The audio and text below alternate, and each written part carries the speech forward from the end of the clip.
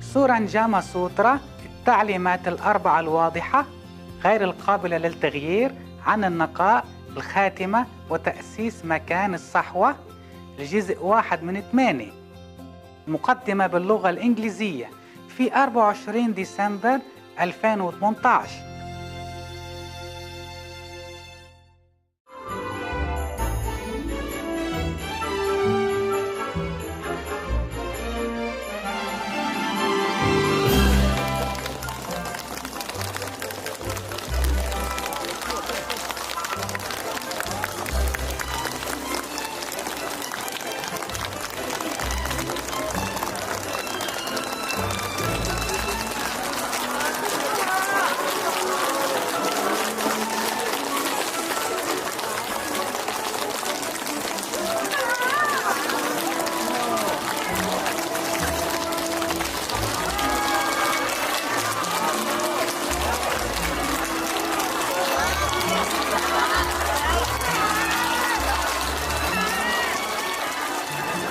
Hello there.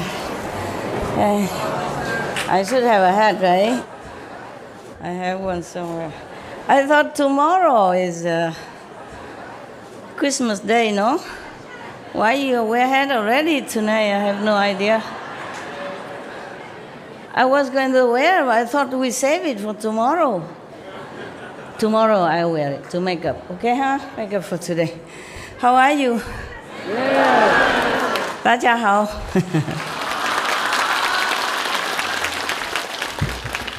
今天已经圣诞节了吗？ Is it already Christmas today? Huh? No, huh? After midnight, right? I have 3.5 hours, then I can run back to it. Okay, thanks a lot. Thank you. You look good in hat. My God, the Taiwanese, they really can. Did they tell you to bring, or they just give it you here? Wow, how can they buy 10,000 hats in one day? More than 10,000 perhaps. Oh, incredible, incredible, incredible. Wow, wow. Wow. All these are nuns? Yes. Wow. Omitofo. Hare Krishna. You monk, you can sit up here, love. Monk, missionary, you can come up, sit here. Yeah, are you a missionary? No, then you sit there. Only for monks and nuns. Just to respect their wish to be alone. You can sit on there, it's softer and warmer. You left everything at home. At least you can have a little comfortable here.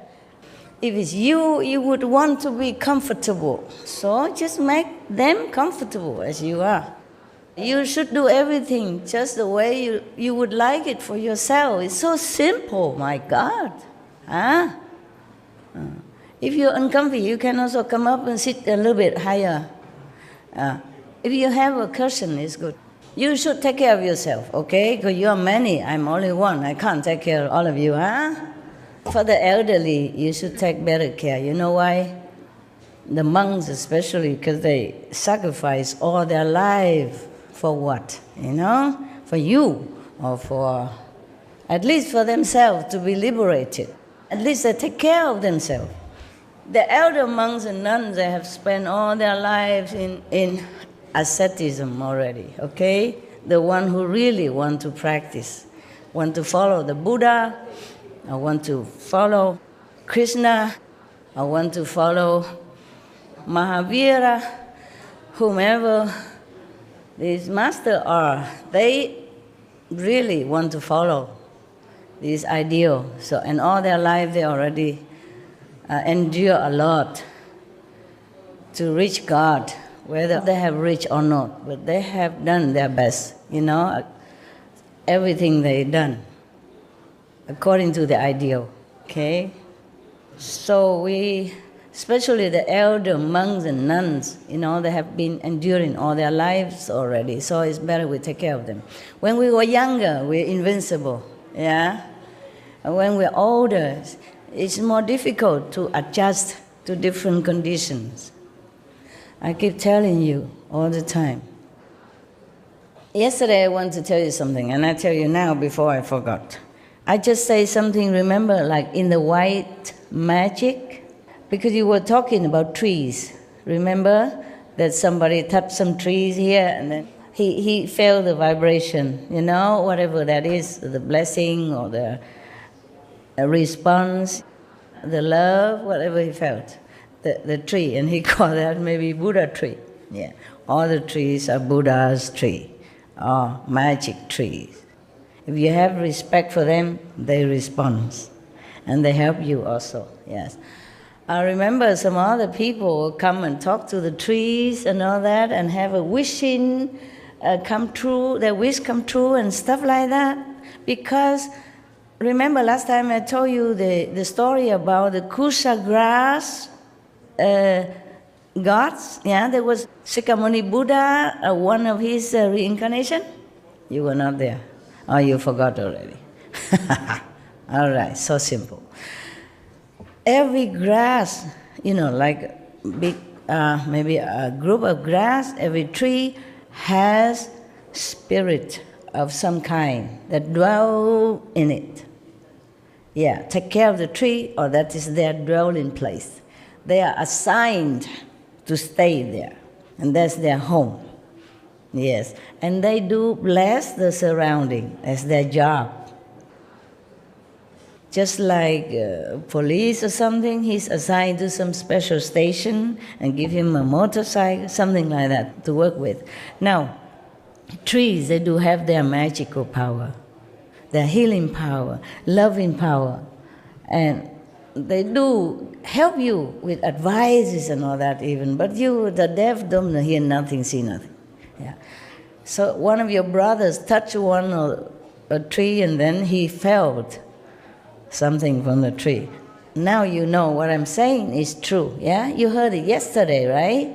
Now you know, at least you, the one who experiences, know that what I told you is the truth. I tell you the truth all the time. But at least that, in that aspect, you know one truth, okay?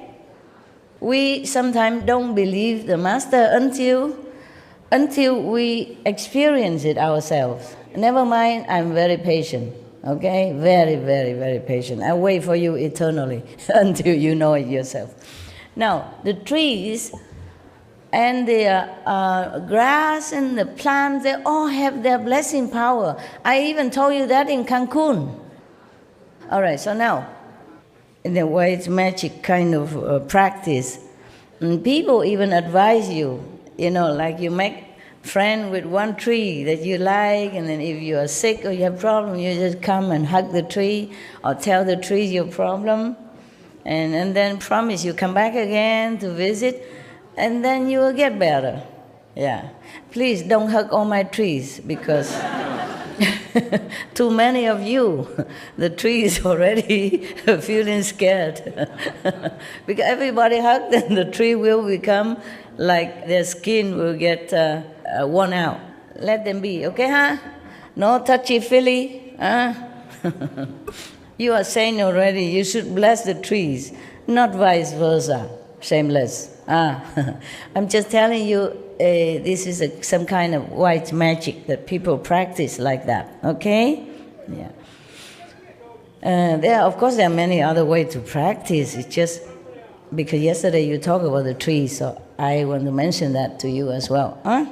Okay, now, where were we yesterday? Yes, okay. The precepts are very important, not only for nuns and monks, but for you as well, if you want to be liberated while you are taking care of your duties in the world according to your karma. Yeah? Not everyone can be nuns and monks, of course. It's a very difficult undertaking. It's very difficult. It needs a lot of discipline, a lot of training yourself, a lot of self-introspecting, a lot of sacrifice, yeah, for personal taste, personal freedom, everything, many things. Yesterday, when I given you some cookies or crackers. I say, if you're hungry at night, maybe you shouldn't eat a lot, but you can eat a little bit of this to calm your stomach. I was talking to the nuns and the monks, and then one of you said, I'm hungry, master, hungry, master. You always hungry when you see my cakes or my so-called blessed food. I was talking to the monks and nuns, because the monks and nuns sometimes they don't eat in the evening. So I thought, okay, in case it's cold here and your time change, and if you're really hungry, eat some little bit of this exception. I was talking to these people, not you. Because you can always go kitchen anytime, after midnight, before midnight, and then take something to eat. The monks and nuns, they don't do that. Maybe because they don't eat in the evening. Maybe because they keep the dignity. I was worried, the monks and nuns, because of time change from their country here, and maybe here midnight is there, midday over there, or before midday. So if they're hungry, they could eat a little bit to calm themselves. And then they meditate to erase that, whatever's supposed to have, if karma. So yesterday, the Buddha have pleaded with the Bodhisattva and Ananda and all these people, saying that you should use your power of transformation and appear to the world in the form of people, in the form of lay person, minister, kings, virgin youth, maidens, and so forth, even prostitutes, widows, profligates, thieves, butchers, or dealers in contraband, and doing the same job like they are doing, in order to lead them to the righteous place, the teaching of the saints. But these people, like the Bodhisattva or the monks, even though they appear thus to work the same as other people, lowlier people or unenlightened people, but they should never say of themselves, like, I am truly a Bodhisattva, or I am truly an Arhat, or let the Buddha's secret cause leak out by speaking casually to those who have not yet studied. What does that mean? Meaning, suppose you already initiated, you have all the instruction given to you how to meditate, and then recite the 5 names and what to do, etc., etc. You should never tell that to other people who are not yet acquainted with the teaching and who not even know what the 5 names meditation. Of course, as I told you at the time of initiation, you keep all that to yourself. Same here, same here. Otherwise, if it's not, then why the Buddha say that? Because it is true that the initiation should not be told to the people who are not acquainted to the teaching or who are not aspiring to become one of the meditators or the truth seeker and those. Just like Jesus say, do not give pearl to the swine. The pearl, the precious pearl, is likened to the teaching of God, of the initiation, precious teaching. We should not just go out and just say anything about that when they're not ready. Then the Buddha continued, how can people who made such claims other than at the end of their lives, and then only to those who inherit the teaching, be doing anything but deluding and confusing living beings and indulging in a gross false claim? So Buddha warned us that we should never do that. Maybe at the end of their lives, and then only to those who are already in the path, who inherited the teaching. That's what the Buddha meant. Those who already know the path, already know the initiation process. And then maybe at the end of your life, if you are really a Bodhisattva or a saint manifested, then you say, I am so-and-so. Now, there was one guru in India, the Sikh guru. I don't remember third or the fifth, one of the 10th, one of the 10 Sikh gurus. He was very old already, 70-something. But he has been, he know nothing about practice of meditation. Until one day, he met one of his acquaintance or family members was reciting something, some of the teaching. And then he overheard it and he asked her, "What is that that you are reciting?" So his acquaintance tell him, "Oh, this is a teaching of Guru so-and-so, one of the Sikh guru before." And then he said, "What is a guru?" She said, "You don't know guru? You have no guru? Then don't come near me." In India, I don't know now, but before, if you have no guru at all, you don't have master, teach you anything, then you are just a nobody. They don't let you in the kitchen because it might be contaminated their food. Even the shadow, your shadow, if you have no guru, no master who teach you, real master teach you anything, they don't let even your shadow fall into their food or in their house or their kitchen like that.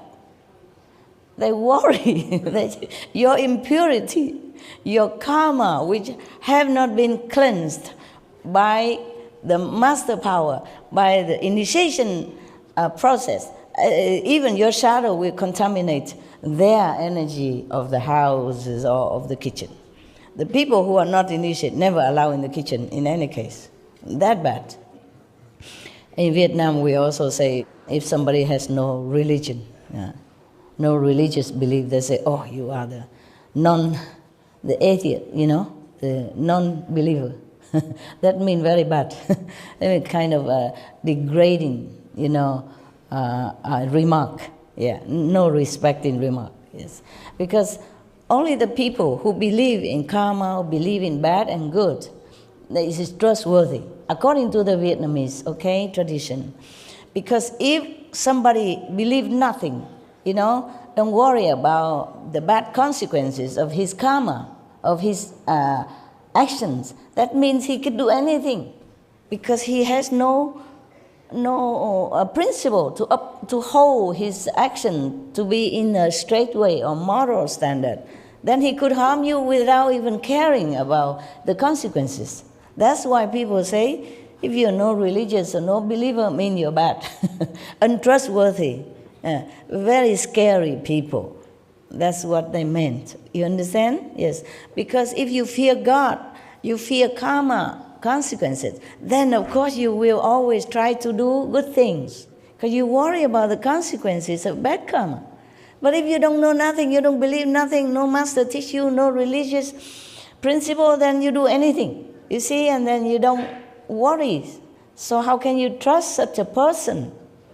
It's just like somebody in the society who don't care about the law, who not worry about the police, or who don't care whatever happened, whatever he does. So he can just go to steal or maybe harming people without caring. It's not trustworthy. That's what it is. So the Buddha say that whoever claim himself to be a bodhisattva,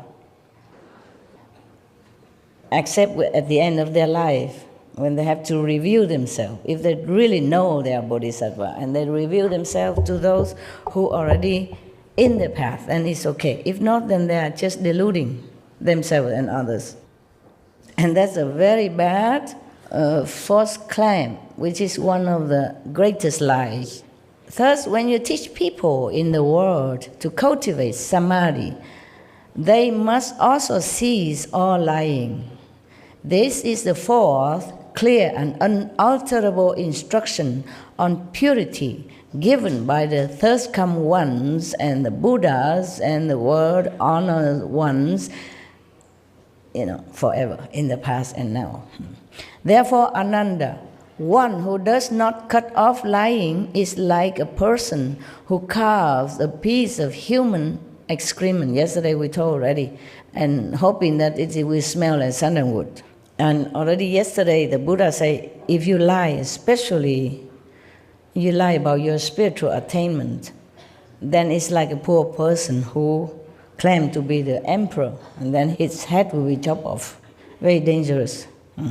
So you like cutting off your enlightenment possibility now and in the future if you tell lie.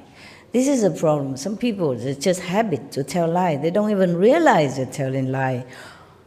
Or they just make some excuses, and then to tell it as if it's true. And they think their excuse is valid anyway. Even though they know it's just an excuse, it's not valid at all. They still say an excuse. And that is also lying. When you know it's not true, you just make up an excuse to cover up your action. Then it's no good. So watch all the time your mind, because your mind is tricking you all the time. Due to habit, due to the company you keep, due to the job that you're doing, due to your surrounding, due to your family tradition or kind of lineage or just habit. So watch it all the time, okay? This is the most difficult to watch. Because we always make excuse when we want to do something. We say, oh, I do that, because of this. Whether or not it's true, and you don't care. And that is also lying. Should not. Always watch our mind. The Buddha said that if monks' minds are as straight as the lute strings, true and real in everything they do, then they can enter samadhi and never be involved in the deeds of demons. I certify that such people will accomplish the Bodhisattva's unsurpassed knowledge and enlightenment. Yeah, the Buddha guarantee. Huh? I told you yesterday, just repeating. Oh, I just forgot the guru.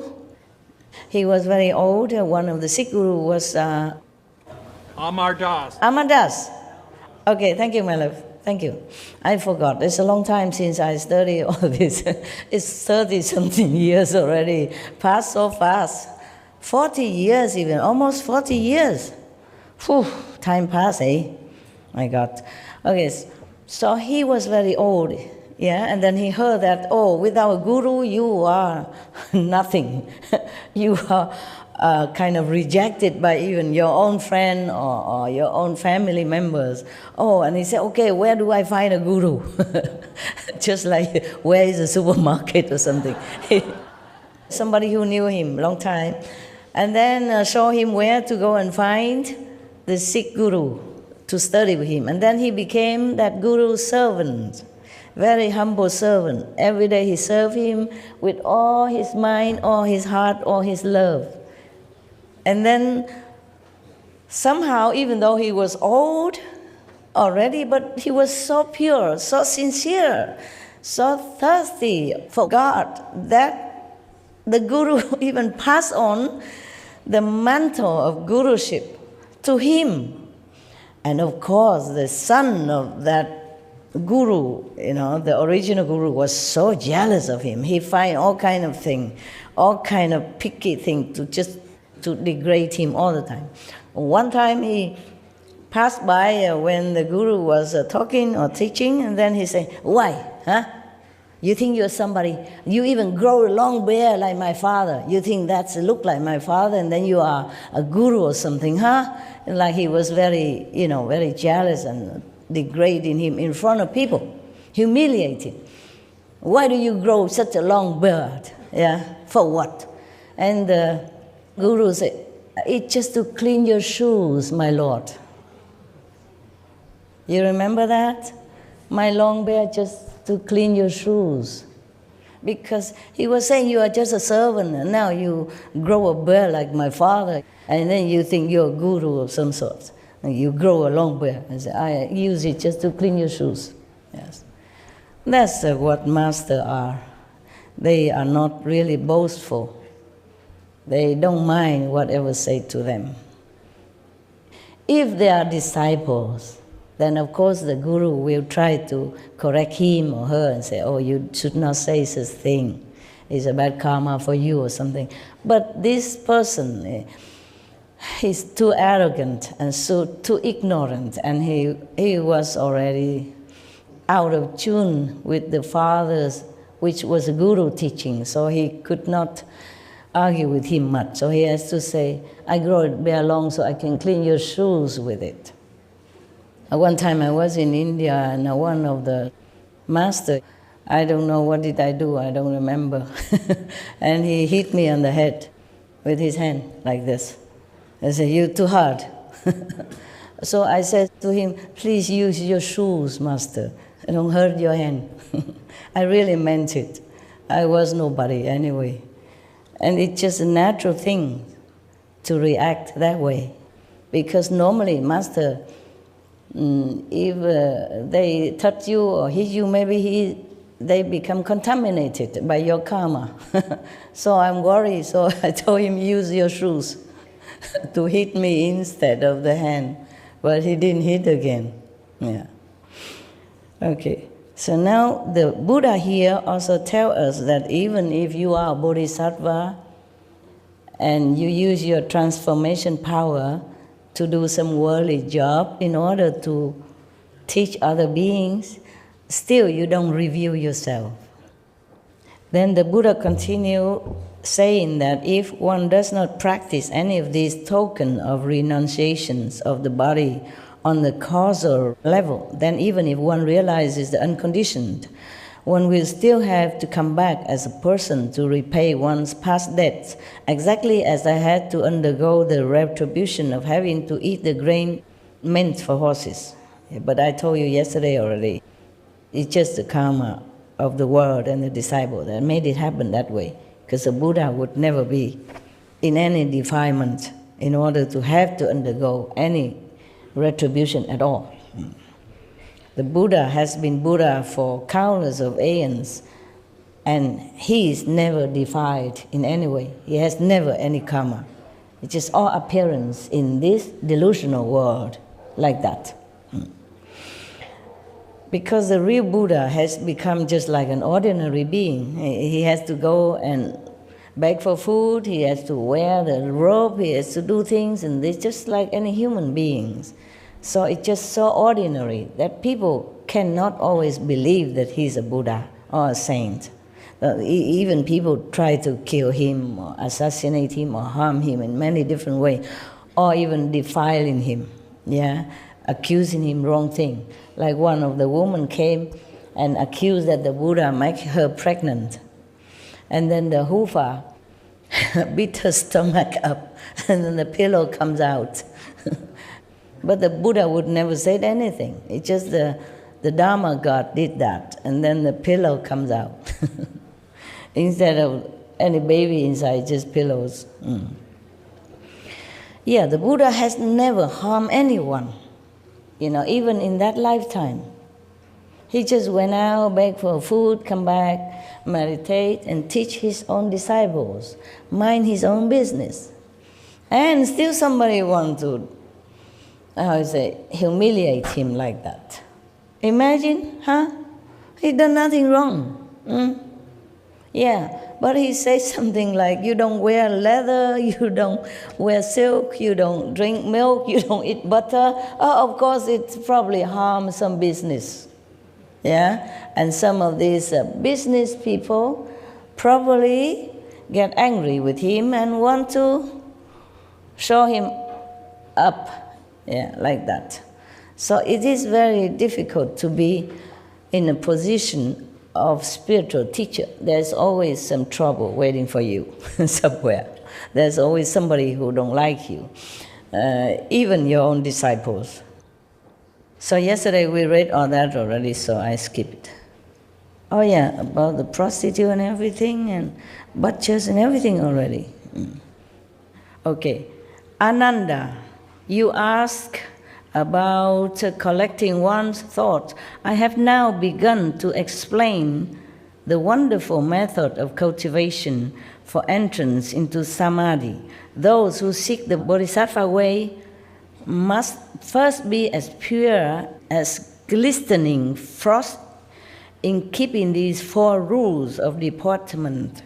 If one is able to never give rise to anything superfluous, then the three evils of the mind and the four of the mouth will have no cause to come forth.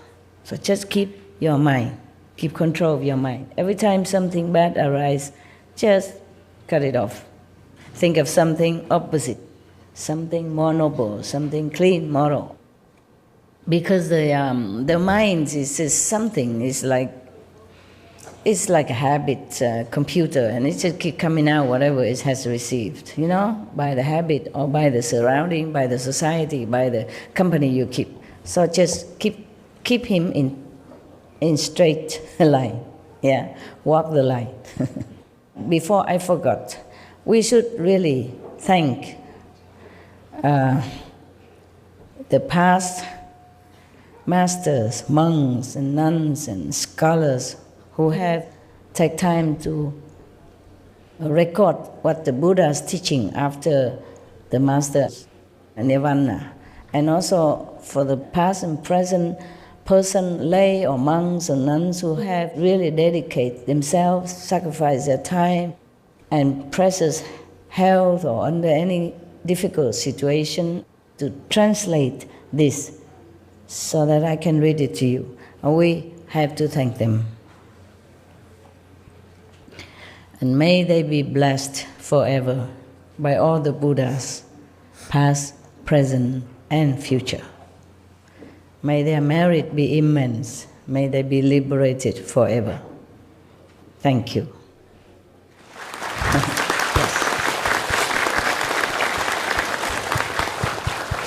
We should put this section in the front and in every time, in the beginning of every segment of the lecture, if we show it on TV.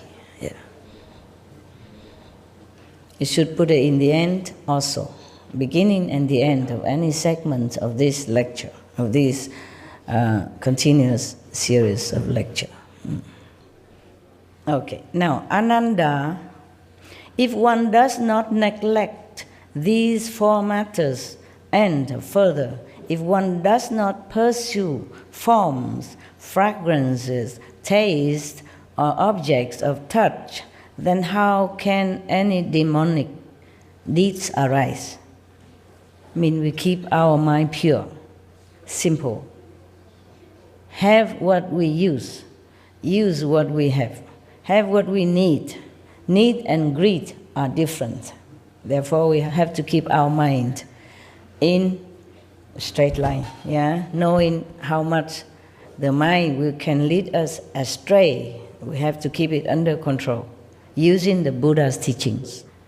The Buddha says, if there are people who cannot put an end to their habits from the past, you should teach them to single-mindedly recite my light atop the Buddha's summit, unsurpassed spiritual mantra. The Buddha taught many mantras, for you, just recite the 5 names. And the 7 gifts, That would be good enough for you, busy body lifestyle. In our modern time, we have many comfort. Due to splendid inventions of all kinds, our lives have become more comfortable and convenient. Nevertheless, because of that, we also have to work harder in order to earn them. In the Buddha's time, it's easier to practice purity of mind, I think, yes, because you don't go too far anywhere. You just eat whatever inside your community that produced, and you just interact with each other in your village, in your hometown mostly. Most people are like that. And things they eat are very simple. And they don't have to buy a car to go out to a big supermarket to buy a color television. Before, we don't even have television. And then we have a black and white television. And then later we say, what? You still have black and white? No, I want a color television. And I don't just want a normal TV. I want super-sized TV, flat screen, etc., etc. Therefore, we work harder, we're busier, And our mind is so difficult to control to the limit of what we need. Instead of just be satisfied with what we have, we want more and more all the time. Therefore, we are always in need. And when we are in need, we must think of the way to have what we think we need. And then we forget what is important in life. We have to keep up with the Jones, and then we forgot that we should keep up with the saints. We should remember what's important, because this life we will leave behind. Everything we have, we must leave behind. Anytime, anyway. You don't even know if it's tomorrow or next day. But just too busy, forget. Thus, we, the practitioners of the Kuan Yin method, always have to remind ourselves what is important, what is less important. And whatever we can minimize, downsize your life, then just do that. So that you don't have to spend your precious moment thinking of how to get more things. A precious moment thinking of, I have to go out and buy this, buy that. To buy, you need car, you need other people, you need petrol, you need time, you need to earn money. And that will cost us a lot of time. A lot of time. A lot of precious time. And if we have also been married with children and kids, then good luck. Good luck to you. Because there will be no ends to your obligation and duties. You have to work harder.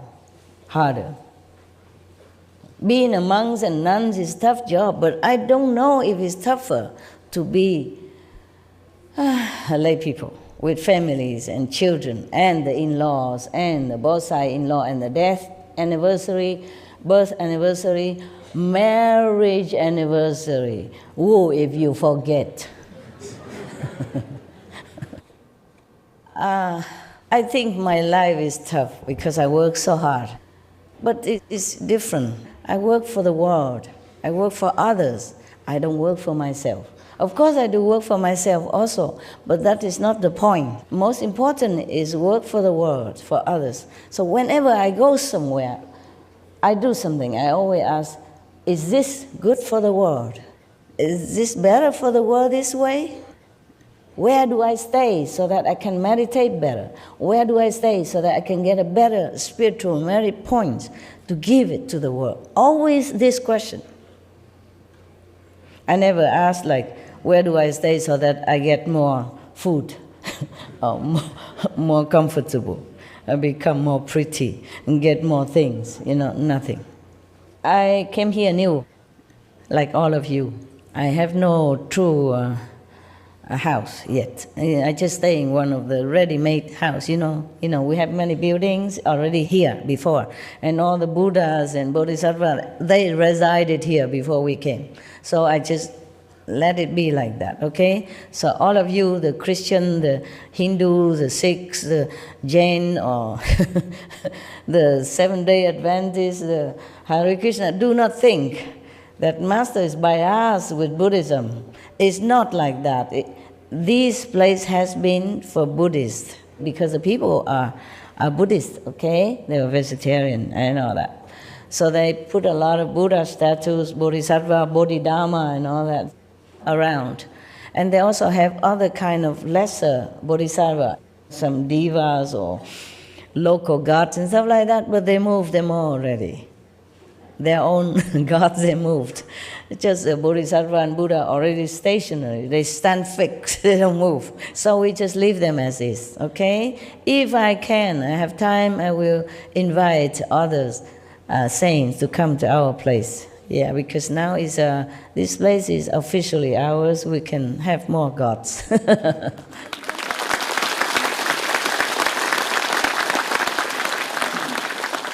So each of your gurus, your master, your original gods will have a chance to come and stay with us. Okay? Yes. So do not think I am just for Buddhists. I told you I don't belong to any religion. I told you many years ago when I first came out, when I was still a little bit somebody, but not much of anybody. And still am not much, but a little bigger than before. Before that, I already told you in one of the lectures, I don't belong to Buddhism or Catholicism or anything, okay? I belong to the truth. I preach the truth, that's what I said, okay? It's still the same, yeah. Nevertheless, of course, I respected all the masters in all religions because they did the same. They preached the same. That doesn't mean that I am just a no religious person. It's not like that. I just don't want to make another ism. That's why they always, the disciple and even government advised me to make a religion. And then I will have more advantage, more freedom, easier. But say, I don't want to make another one. We have so many religions already. Why make another religion? You know, have more competition, more complication. And then later when I die, I make so many churches, many temples again, CHINGHAI church here, CHINGHAI temple there. And then to take up space and people have to clean the church and temple every day. The Buddha continue. It is the invisible appearance atop the summit of the third come one. It is the spiritual mantra proclaimed by the Buddha of the unconditioned mind, who comes forth from the summit in a blaze of light and sits upon a jewel lotus flower. And now he's talking about Ananda's private life, a private connection with Manjusri, with that prostitute who almost corrupted him, and etc., etc. So I cut that off. Oh, you want to listen as well? I just talk about the precept here, okay? All right. Never mind, I just read it to you. What is more, your past lives with Mataji's daughter created accumulated kalpas of causes and conditions. Your habits of fondness and emotional love go back not just one life, nor even just one kalpa. Yet, as soon as I proclaimed it, she was free forever from the affection in her heart and accomplished a hardship. There was a prostitute who was very, very infatuated with Ananda, because he looked very handsome, supposed to. And she always tried to seduce him. And one time, Ananda has to go through her area, her house, in order to go for alms. And he has to go to her house to beg for alms. Because the Buddha don't let any monk go to the same place all the time, in order to avoid attachment, and discrimination between the rich and the poor. Yeah. Because Ananda sometime before that, he always went to the poor people to beg for alms, because he think like this, he can give merit to the poor, because the poor people need more merit than the rich. Therefore, Buddha said, no, you don't do that. You just go every house with the same love, with the same blessing. Yeah, you cannot discriminate and just bless just one type of people. Therefore, that day was Ananda's turn to go to different areas, including the prostitute's house. And this prostitute, she has been waiting for a long time for Ananda. And now the Buddha explained why. They had affinity with each other in kalpas, aeons already, and has always have return and return, like this. This life is the same. But after the Buddha has explained all this, she became arhat. She also became a nun, and compete with a nun who is more enlightened, who is faster to get enlightenment. That was like that. It doesn't say here, but just I know that from other sutra, okay? Yeah. There's something maybe that some of you don't know. Yeah. Why are you clapping? Because of the calendar talk? Because of my teaching? Oh, I just copied from the Buddha. Yeah, because of your teachings, Master. All your information benefits us spiritually and physically in the world. Thank you so much. Thank you. I just have to explain a little bit more so that you know the background of this situation, why the Buddha. Originally, I want to skip it, remember? This is his private thing and all that, but I thought, never mind, I just read it. I thought I would read it, quick, but then I remember this story, and then I begin talking. Habit dies hard. Yeah, I just have to tell you what is what.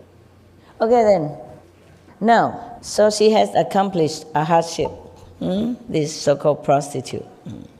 That prostitute, the Buddha continued, that prostitute who had no intention of cultivating before she met Ananda, she always wanted to wait for Ananda to trap him.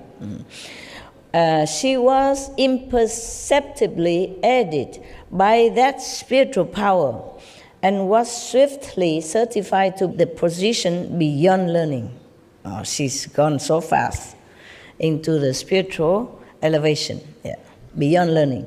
Means she already too enlightened. These people no need to learn anymore. Yes. Then what about you, sound hearers in the assembly, who seek the most supreme vehicle and are resolved to accomplish Buddhahood? He asked, question mark. For you, it should be as easy as tossing dust into a favorable wind. What then is the problem? The Buddha man looked at the prostitute. She had no intention to practice any spiritual thing, any teaching, nothing. She was a prostitute even. It's a kind of opposite of spiritual way of life. For example, like that, the people look down upon prostitutes, they think they are nothing, they have no moral, no understanding, no concept of a decent life. In any country, people look down upon prostitutes. Even in such a free country where prostitution is like a professional job and is illegally practiced, still people do not think well of prostitutes. Therefore, Buddha said to the assembly of monks and maybe others, Deva and dragon and lay people, he said, she has no idea of spiritual practice, no intention. And after I explained to her, with my power, she became arhat. I mean, not immediately like that, but she intended to become a nun right away. And she ran to Buddha because Ananda, he almost succumbed to her charm. And then he prayed to the Buddha, please help me, Master, help me. Because she was already pinning him down like on the bed or something, and she was beginning her job, and he was already almost gone. But then he remembered the Buddha, said, please help me, please help me. And then the Buddha used his transformation body or sent somebody. And then Ananda immediately can escape, or awaken, like as if from a dream, and then he ran back to the Buddha. And this Mantaji's daughter, the prostitute, run behind. So she was running after Ananda, and both of them arrived in front of the third come one. And then she said, give me back my man. I want him, I love him. Return him to me. She complained to the Buddha. He already mine. Why you take him back? Give it back to me. Okay? And then Buddha said, okay, calm down.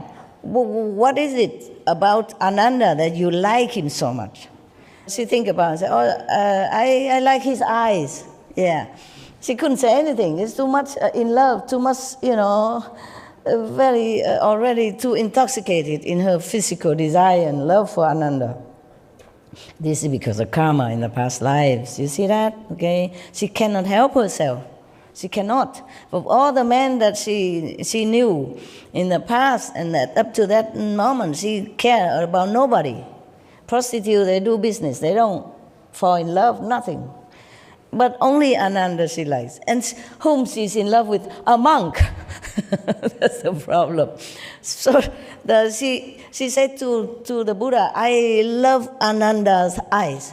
He said, oh no, these eyes, oh, it's full of, ugly things that come out, the white stuff sometimes come out, the tears running down. And if he's sick, all these pores coming out, you don't want this, his eyes. So she said, I like his nose. She said, I love his nose. Because the Buddha asked, what's the reason you like him? What is it about him? I said, I love his nose now. He said, no, you don't want, there's all kind of things that coming out, when he blow the nose, this sticky stuff, ugly, you don't want like that. And then she said, I like his mouth. Then the Buddha also continued to tell her that, no, you don't want. There's all this, phlegm coming out sometime, and then the saliva is full of germs in the, no, this is the thing that you should not like. And continue further, until she has no more reason to like him. Yeah, the ears and whatever. She said the Buddha just flattened it out for her. Then after a while, then she realizes it is not truly a favorable thing, this kind of physical, sexual love. So, then she asked the Buddha to accept her as a disciple. She awakened, and then to become a nun even. And after that, she became arhat in no time. She competed with Anand to see who is faster become arhat. And she became first before him, supposed to. Yeah. Yeah, all right.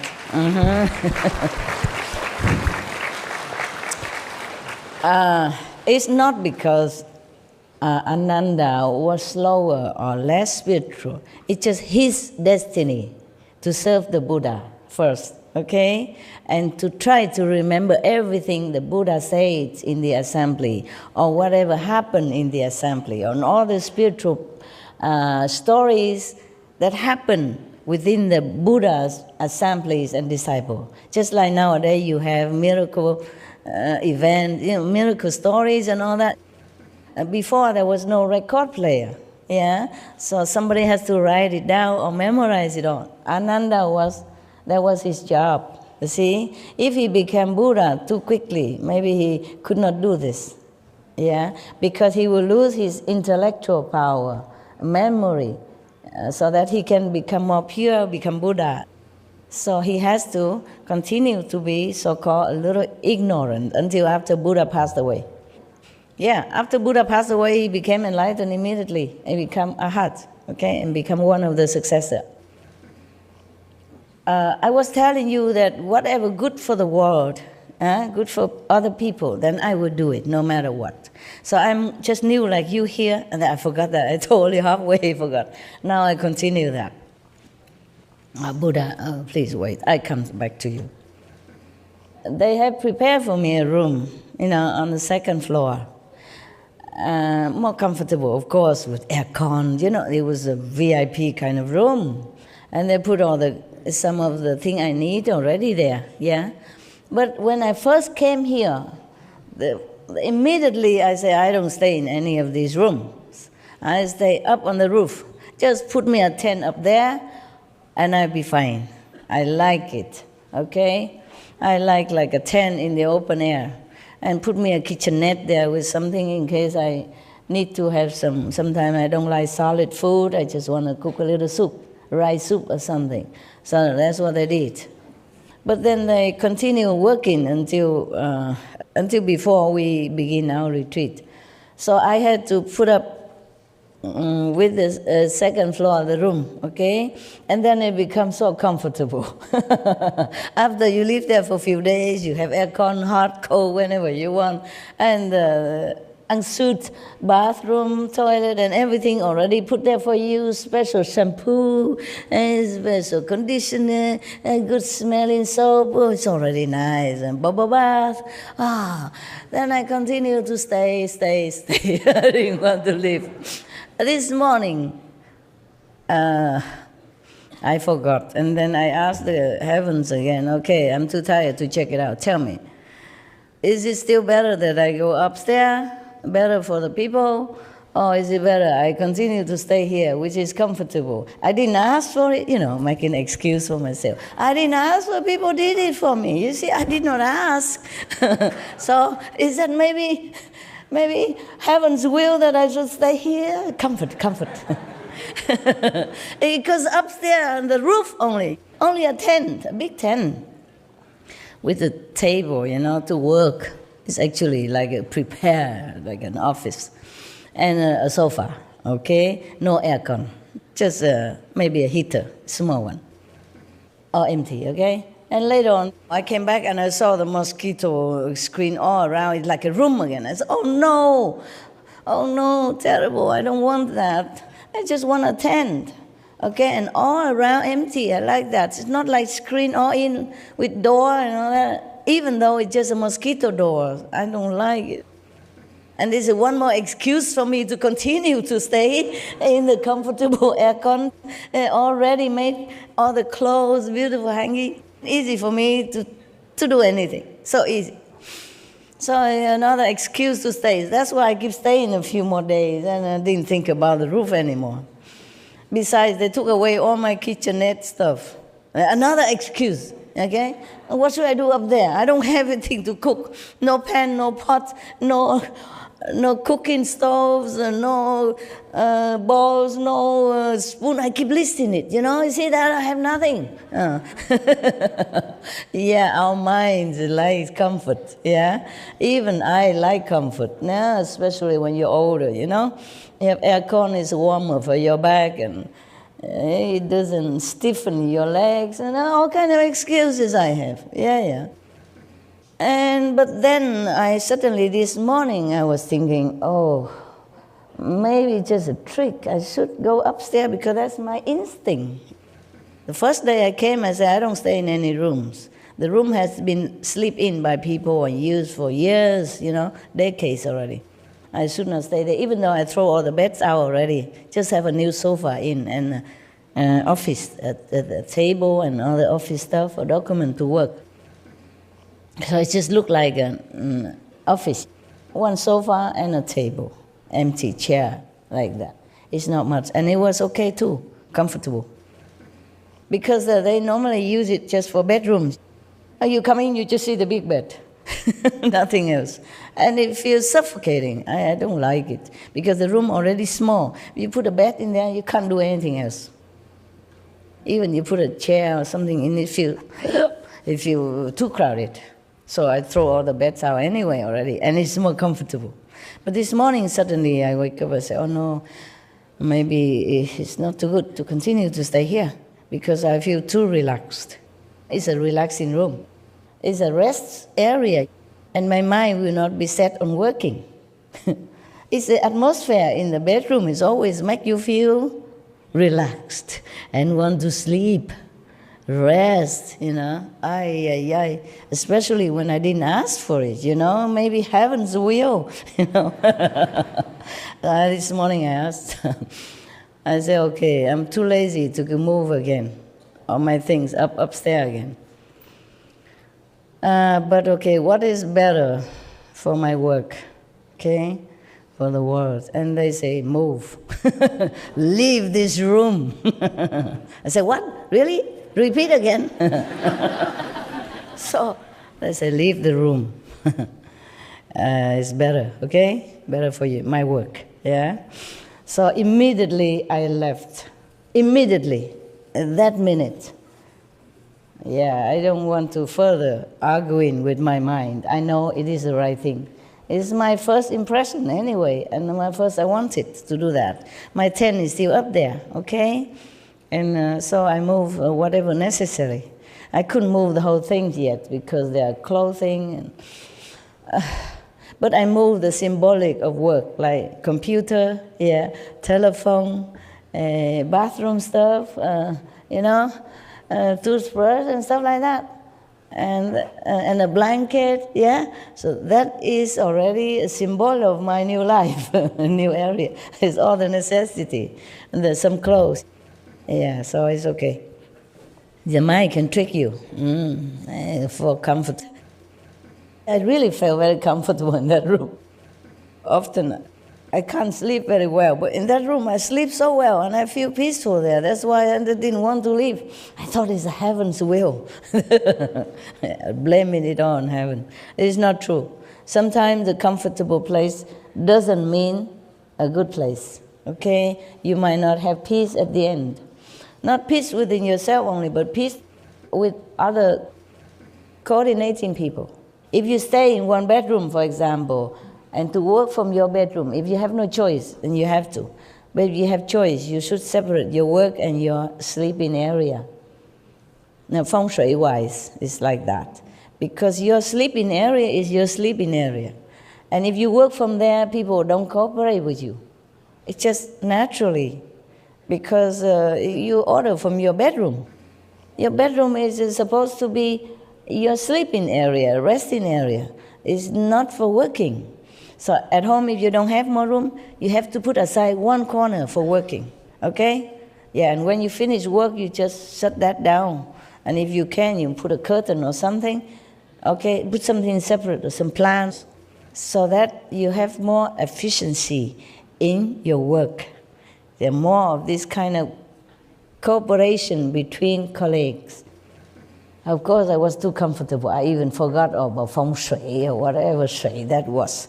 I just feel so good. Sleep well, eat good. Oh, for a long time, for a change. I was really reluctant to leave. Imagine that. Supreme Master and all.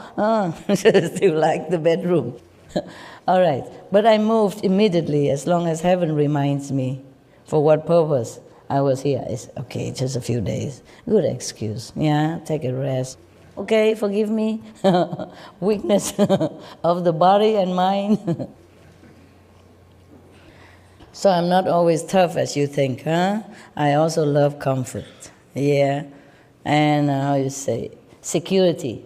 Yeah. In the second floor with the bedroom is more secure because there are iron doors, locked and everything. The roof don't have any like that. But I have tried to fix it so that I can lock from my side. Normally they put lock only from the inside. Okay? The roof's supposed to be the outside. So every door is locked from inside. Not on my side, the roof. So this day I moved up and I have tried nail this and that and making some arrangements so that I can lock from my side. Just so that I can feel a little bit psychological safety. I had to do that wherever I go, so that I feel peace of mind. Huh? Good. Now you know my secret, my attachment secret to the bed and comfortable and the aircon. Yeah. Now I have nothing, just a tent. No aircon up there. Yeah. What for you have an aircon? It's all open air anyway. The aircon will not work. But after a while, I get used to it also. You will not feel that cold. You'll be okay. Just put more clothes on then. Huh? If it's cold. It's good like that. So I can have more sympathy with you also, who lives in the outdoor tent and stuff like that. Huh? So I don't be too comfy and sleep. So the Buddha say, mind that even if a prostitute who has no spiritual intention at all, never had any connection with any spiritual teaching prior to meeting with Ananda at that time, still she can become a nun and attain arhatship. That's a big deal, arhatship, very high. Bodhisattva.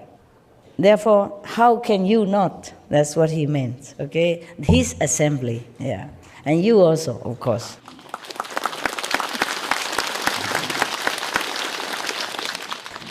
The Buddha continued. My God. Has nothing to do with the precept, and I keep talking, huh? And you don't stop me even. Huh? You're supposed to stop me when I blah on. Enjoy my attachment to my bedroom. enjoy my weakness, yeah? I confess to you and you enjoy. All right. I hope I don't have any more of this story to tell you to enjoy. That was my weakness. I also love good food. Yeah, I love Indian chapati, roti, and this fresh chutney, they made it with all kind of spice and flavor. Oh, when it's fresh, it's like heaven. The chutney you bought from the shop is nothing compared to that. When they make it, chop there's a carrot into finger size, and other kind of vegetable, even, cauliflowers, and then they put, I don't know what kind of spice they put it. Oh, God, tastes so good. Even I forgot my dignity, I come and beg for some. And they give me just a little bit, because I prepare it for everybody. Normally, they wouldn't give it to you before everybody, but I don't know, they feel I was too skinny, too small, so they feel pity for me, and the woman gave me some. I never forget that taste, because I was hungry, and also it tastes so good. And fresh, freshly prepared. It's not too sweet, not too sour, not too salty. It's just perfect. The Indian woman, they can make it. Oh, man. And here, even, you make it here, it's not the same. Okay? They put all the love in it also, because for their gurus and the disciples who came to their house, oh, they make it so good. All right.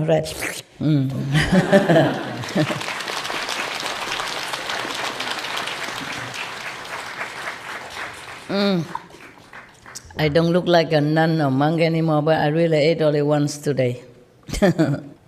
When you eat only once a day, you're not as hungry as when you eat more times. It's funny. The less you eat, the less appetite. The less you eat, the less you want. If you eat breakfast already, then lunch and dinner taste good.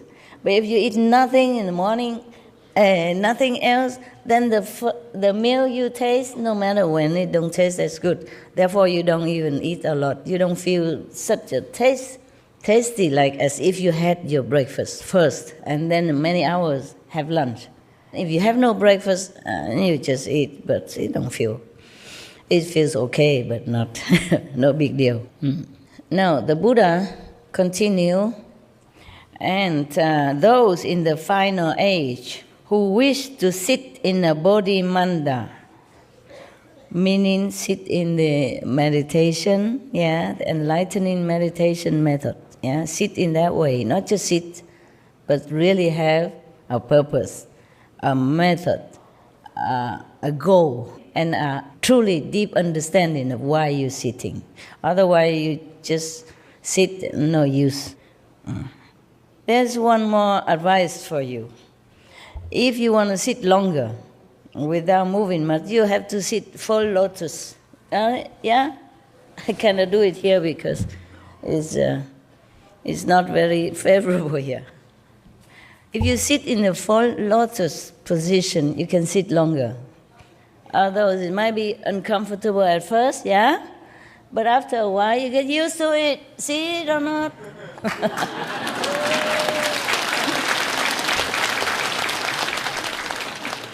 Okay. I will take a photo or something in lotus position, and then you can have a look. You know, right? That both legs are crossed together. It's a little hard at first, but you get used to it. Not because of sitting in lotus position you will become Buddha, not like that, but you're more stable. And even if you meditate this way, you will not fall. Your legs are locked, so you don't fall too easily, and you can't sleep too easily. Even if you sleep in the lotus position, you wake up earlier, quicker. All right, so that's just by the way. So the Buddha say, if those in the final age, meaning, what means final age? Mean the age that the Buddha is no longer there, After a master passed away 300 years or 500 years maximum, that is the final age of any teaching. If you don't see another master appear in that area, in that era, this is final. Okay. But luckily we always have. It's just that it might not happen in that lineage. So you might think, oh, Buddha's gone forever. The teaching and the lineage of the spiritual power of any master is like a river. Sometimes it's hidden under the earth somewhere, and you thought this is the end of the river. No. It will seep out somewhere and then appear again. So it's just like that. Any of the religious people should look where the river reappear, and do not be attached to a location of the original river. Because in all age, all religious branch, there will always be a master somewhere, and not be in the same lineage, not be in the same religious order, but there will be a master for the world. For our world, yes. And even in hell, there is a master called Kristigaba Bodhisattva. He will stay there forever. Because he vowed, before he became enlightened, he vowed that he will save all the people in hell. He vowed that he will stay there forever until the hell are empty. All hells are empty.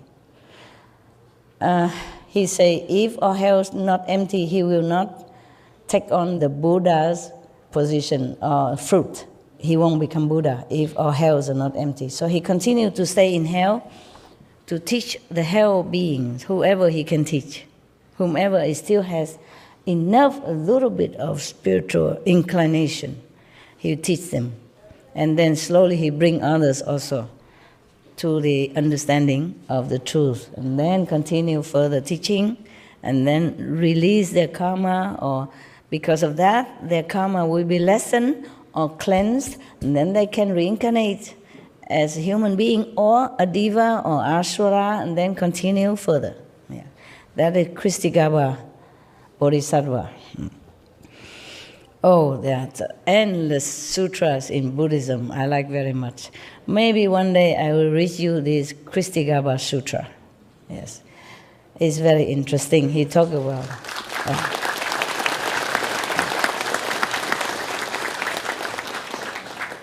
when I first became a nun in Taiwan, and one of the temple, because we met where I took the precept, so they invited me to their temple.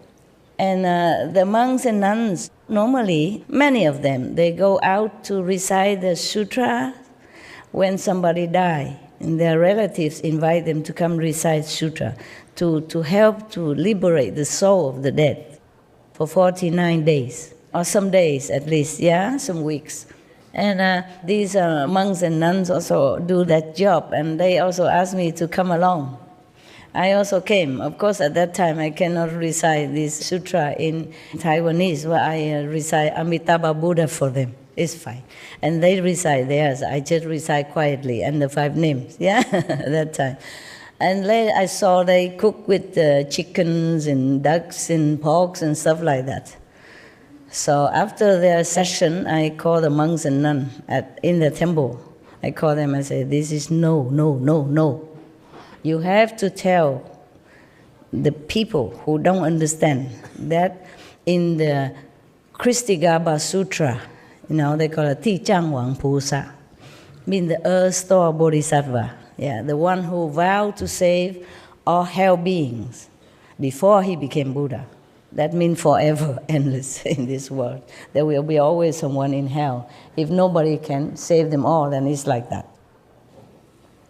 I said, this is no, no, no, no.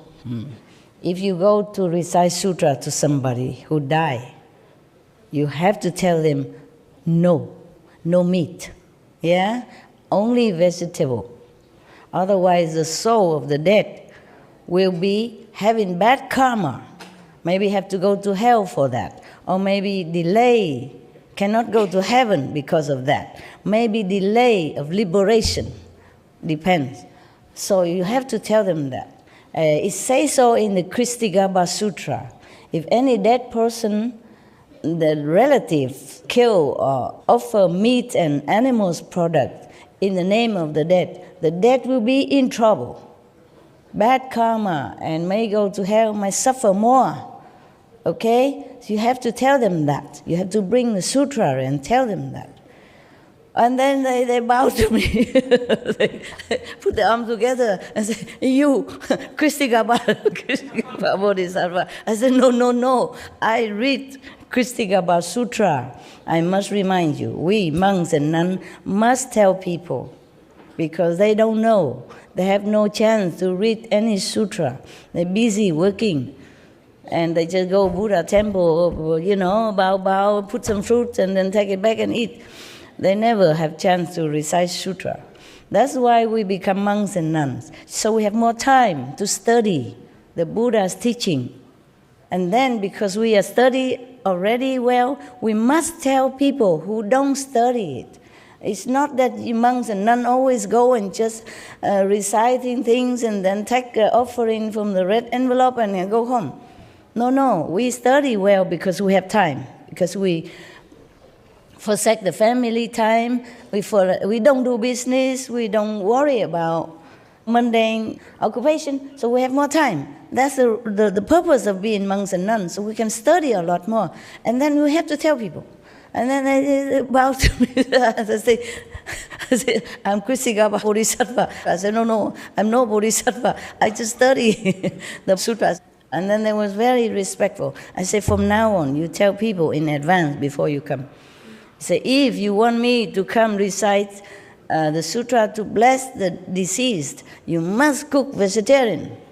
Otherwise, I don't come. And tell them why. Yeah. The Kristigaba Sutra is very clear. Even you give birth to the babies, and if the family member kill chicken and all that to give to mother, then it's very bad for both mother and son. Because those demons who love to smell the blood from the mother at the time of birth and all that, they're hanging around already, and they will eat all this food also, and then they will make very much a heavy energy for the mother and son at the so sensitive time. They need more rest, more good energy, but they did all the wrong thing, all the opposite thing. They all in the Kristigaba Sutra, and much more.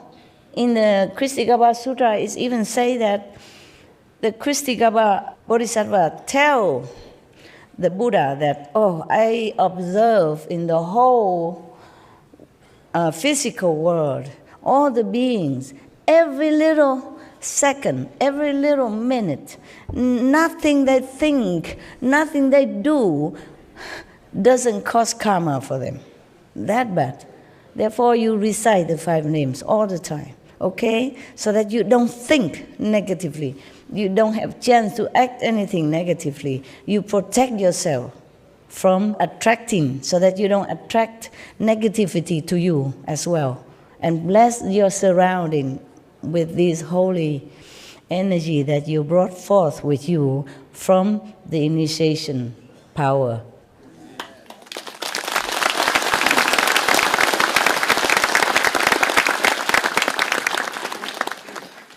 So the Buddha say, those in the final age who wish to sit in a bodhimanda, enlightenment meditation, enlightening meditation, must first hold the pure precepts of a bhikshu, of a monk, okay? To do so, they must find as their teacher a foremost shramana who is pure in the precepts. You mean some of the monk-like, yeah? If they do not encounter a member of the Sangha who is truly pure, at least somebody like a lay person but take precepts, okay? Because Buddha has different precepts for different kind of disciples. 250 precepts, okay? But of course some of them are light precepts, so you can can modify it a bit. Like for example, in the Buddha's time, the nuns and monks take shower only every 2 weeks. That the Buddha said you can modify it. He told Ananda like that, okay? Many other are more strict, yeah. Some I cannot tell you because you are not a monks and nuns, okay? I just tell, that is a simple, I can tell, but many more I cannot. Or like if you eat in the assembly, you take from public kitchen, food or offering, you don't cover the vegetable with rice, or you don't cover the rice with food. Meaning you just do proportionately what you need. Because sometimes if you like more vegetable, okay, then you try to cover the rice so that people don't see how much vegetable you take. Or you don't try to cover the vegetable on top of the rice so the people don't know how much rice you take, because you love that kind of rice. Rice is not always white rice. India, they have delicious rice. That's why. You understand? This kind of precept, the Buddha says some light precept you can modify, like that kind, okay? Further, I cannot tell you. I'm not allowed to. You're not allowed to hear the bhikshu, monks, nun precept if you are not monks and nun. Because if you know it, you have to keep. Also very difficult.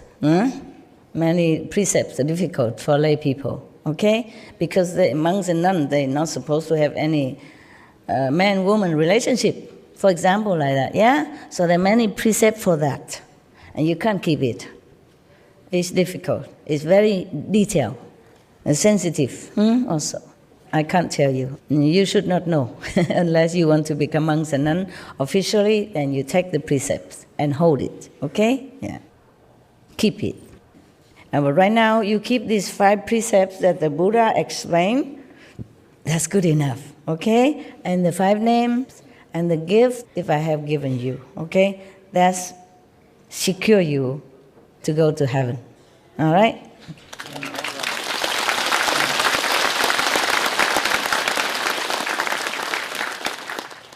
So the Buddha emphasized again, and again.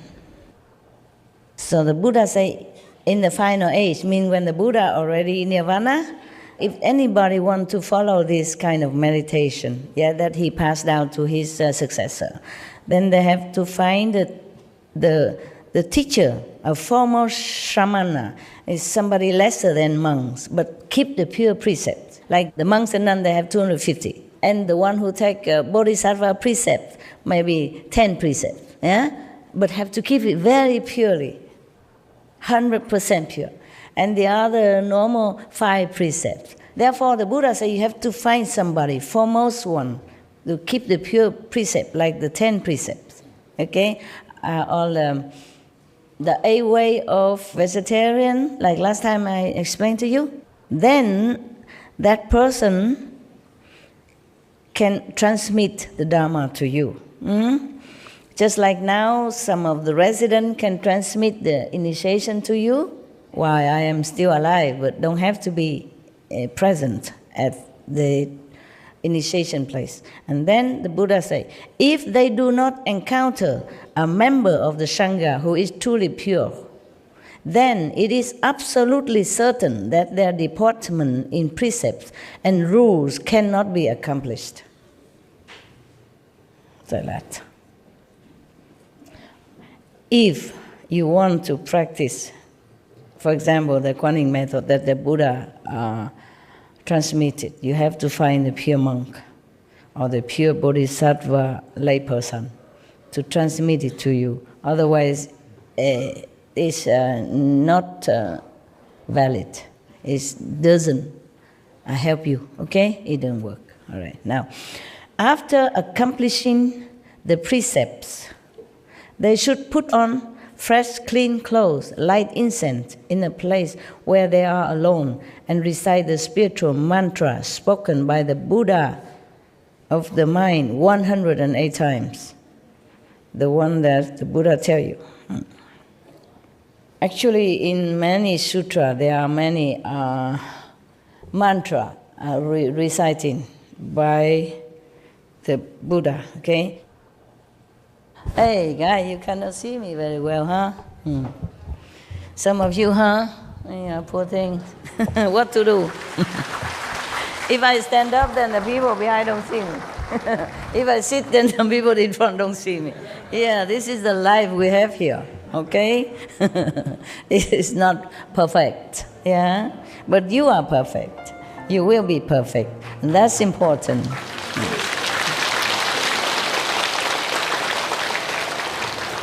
The world can be perfect or not perfect, but we should be perfect. That's important, okay? Right.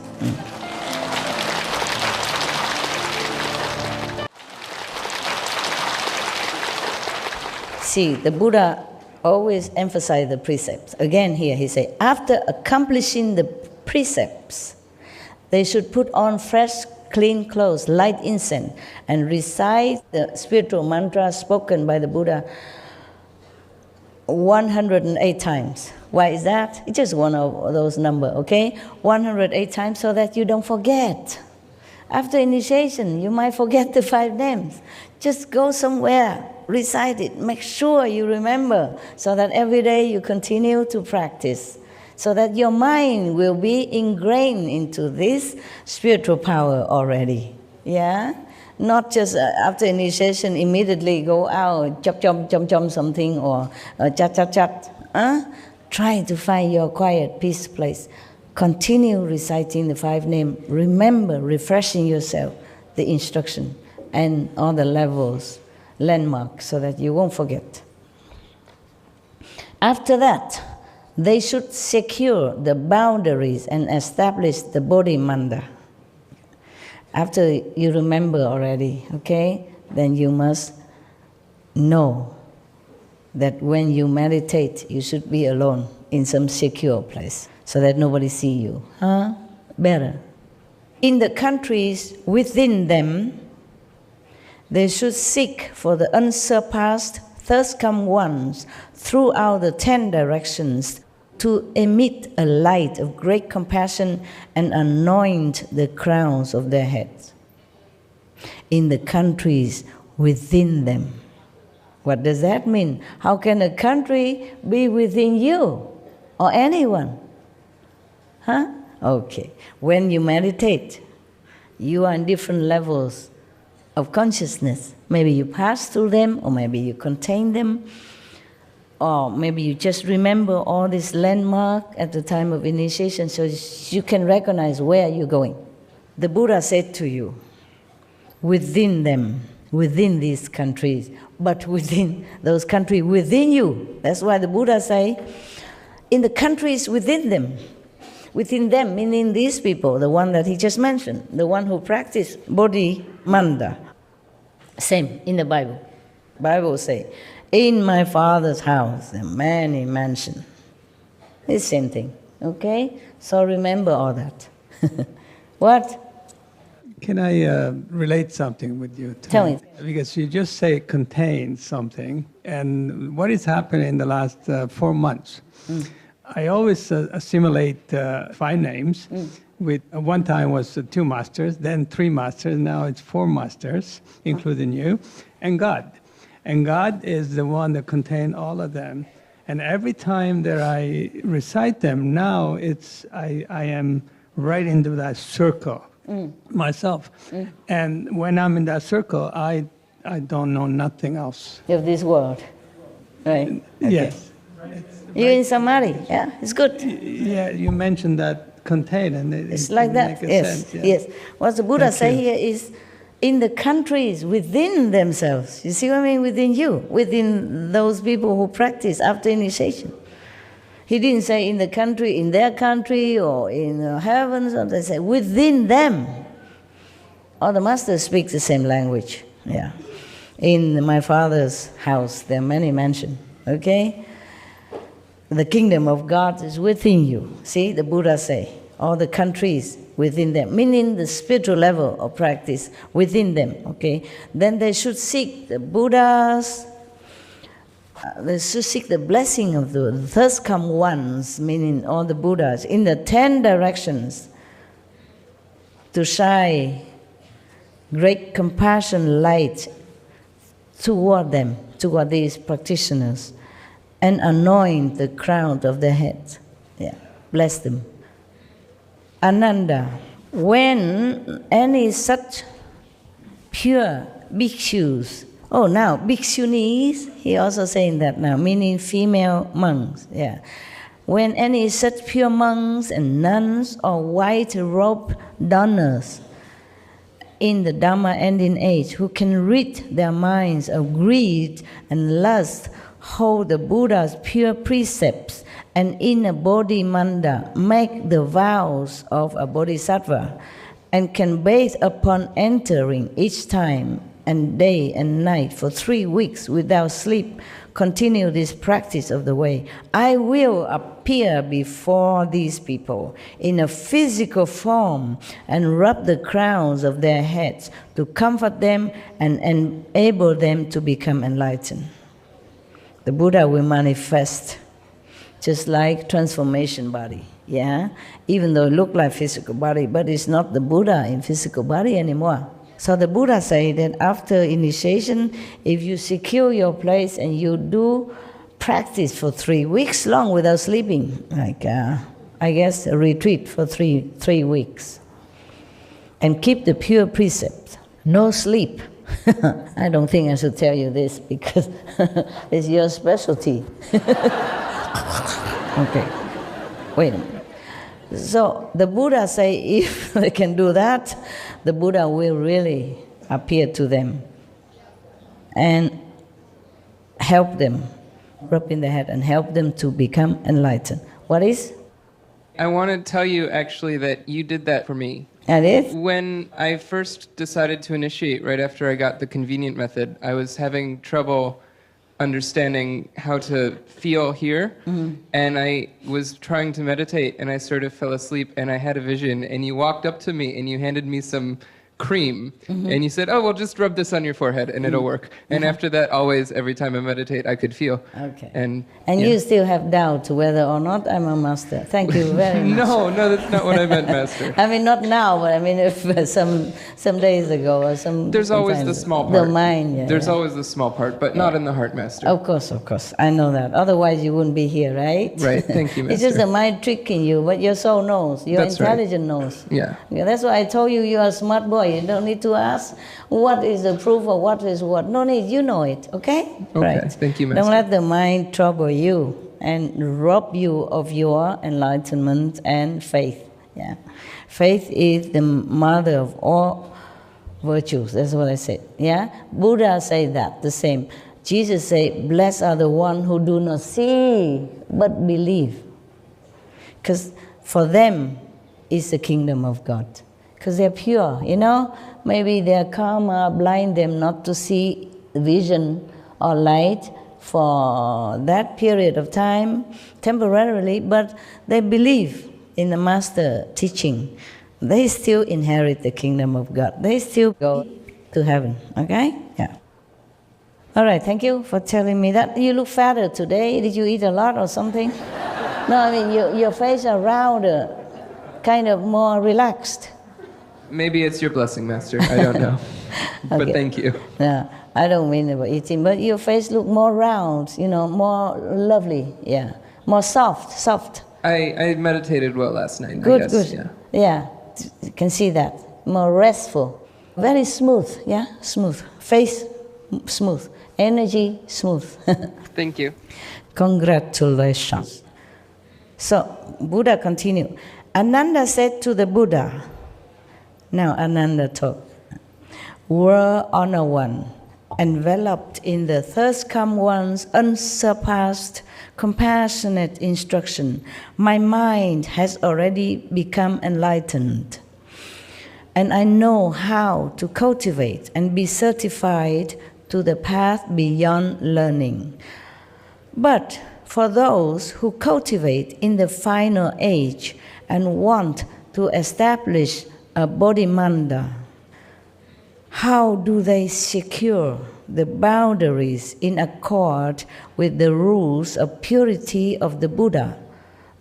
The word Honor One? Yeah. So the Buddha said to Ananda, if there are people in the Dharma ending age who wish to establish a bodhimanda, they should first find a powerful.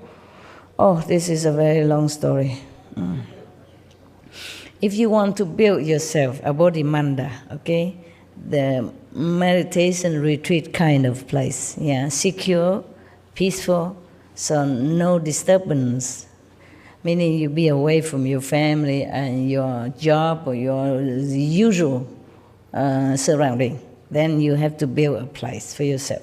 The Buddha said here how, but I don't think you can, so I don't know if I skip it or not. I don't think you can do all this. You have to find a white ox who eat only grass in the Himalaya, for example. If it's not a white ox, it's not okay. If he doesn't eat the grass in the Himalaya, then his excrement will not be pure enough for you to use it, to mix with the earth and to make a platform and the wall for you. In the Himalaya, in the region of Himalaya, people use a cow dung, ox dung, to mix with the mud in order to pasture their wall. Actually, they just use a pure cow dung to pasture around on the outside of the wall, and then they meditate in there or they live in there. Mostly it's for the meditator, they do that. Also, this kind of very effective to prevent mosquitoes and insects to come in your house. Yeah? It's funny. It's like that. Huh? It's antibacterial. Yes, and it's very safe. They do that on the floor before eating the food. Yeah, also, yes. They clean the house and all that, and then they plaster it with cow's dung. But it must be pure cow dung, okay?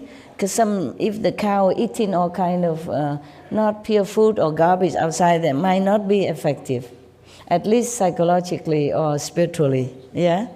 People use cow dung a lot in India. They use it for cooking, yes, they use it for the floor, for... Huh? It's good internal as well, yes. Yes, some people use it to cure their sickness. Yes, some people catch the cow dung fresh and consume it as well. This is for you, Westerner, and other people, it seems like something you should not do, but that's what they do, and it really helps. Well, at least it helps them. I never tried, so I cannot guarantee to you. You can try and tell me. Yeah. And then they use it to prepare some kind of spiritual initiation platform, and mostly they smear around their house, outside of the wall, you know, inside also and outside, and then they paint it on. Yeah, it's what you said about Gomata, the cow being so pure. Everything from the cow is used. And in Srimad Bhagavad Gita, it's also said that the medicinal purposes, they use it in all medicines because everything from the cow is sacred. Yeah. And it was Lord Krishna's favorite animal. Yeah. So everything they use, the fuel, and the gopis who used to move with Lord Krishna, everything would be with cow dung. Long time ago, I told some of residents, I don't know if it's recorded, I told some of the residents that the cows are from the 5th level. Did you ever heard? Yes. Is it recorded? Yes. Okay. Maybe that's the reason. The Indian practitioners, the pure people, they knew the origin of the cow. Maybe that's why they worship the cows in India. You know that? I mean, most people, not all nowadays. Yes, sir?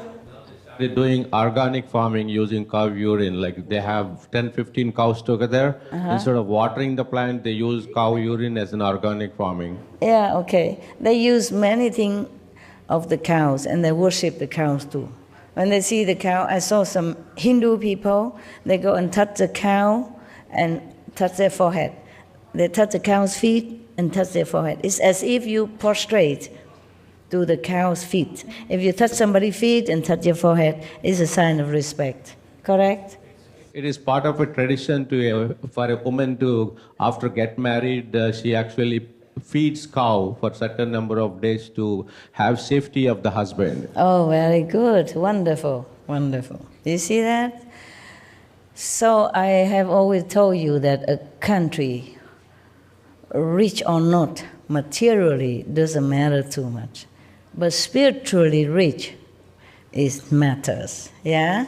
And some people who are not used to the Indian tradition or Tibetan or maybe in Asian tradition, they think what they're doing superstitious. It's not like that. Just because they don't see with spiritual eye what the people are doing, or what the animals are, or what the trees are.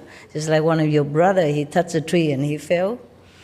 These like electric currents or something that respond to him, yeah, in blessing and love. You mentioned about the cow, how spiritual it is. And there's a book that I read many years ago before I knew you. And the book, it's To Know Yourself. And halfway in the book, there was this figure as a cow. And I read it, the whole book. And at the end of the book says, if I see the figure. You seen the figure yourself? And I didn't. No, I didn't. So I went back Oh. and read it, and that's when I see it. Oh, I the see. figure in the book, and probably it was that when you know yourself, you see yourself as the cow. Oh, I see. Understand. Understand? You didn't grow any horn yet, so I don't know After if so you're a many- cow or not. Okay. So anyway, there are people who know the spiritual dimension of animals or trees. They worship them. And then we, sometimes ignorant, civilized, educated people, thinking, oh, that's just, they worship things, it's not worthy and stuff like that, okay? They worship mountain, river, they all have goddesses in there. The river have gods, the mountain have gods, and they're all blessing people all the time. It's just we don't see it. If you actually see the picture of the cow, there are all the gods and goddesses painted on each part of the body of the cow. That's Indian tradition. See that? And the government of India is banning slaughtering of the cows, and the government already banned animals in the zoo and everything. I saw it in some, Supreme Master TV. Very good. And Supreme Master is donating money to take care of those people who are suffering. Supreme Master donating? Yes. I donate it. Yes. Just joking. You are It's the Supreme same. Master. We donate it, okay. Yes, All right, $85,000. Thank Yeah. you, Master. It's okay. No, we should. All of us should do that, okay? Not just Supreme Master TV. But I do what I can, only one person. All right. Hey. Yeah, tell. They announced officially that in India more People will become vegan. Yeah. Yeah, of course they should. It was very beautiful. Yeah, Just few India weeks is ago. supposed to be a spiritual country. The most, yeah. They should be back to the origin, Originally they were like that. Yes, Master. Most of the NRIs like me who are staying here, who settled in America, they are doing whatever they could do, like constructing the water tanks and providing mosquito-free zones and electricity. And now it has reached to so many people, and people are not waiting for the government to respond. They are doing whatever they could do. And all the political leaders are also mobilizing NRIs. They're actually coming here and asking money from us and taking their money back and showing the accounts properly. It is done, it's not misused. So there's a lot of change and awareness. Very good. Actually, Indians should do that because Indians are supposed to be the cradle of spirituality. All the masters, mostly from India. And some master went to India to study and then came back to teach their country people. Yeah. There are a lot of Loving Hut restaurants in India, and I was actually doing translation of all these things into my local language, Telugu. So I do not have a job for the last 1.5 years. Oh. So after I started doing translation, I got 3 jobs. Oh.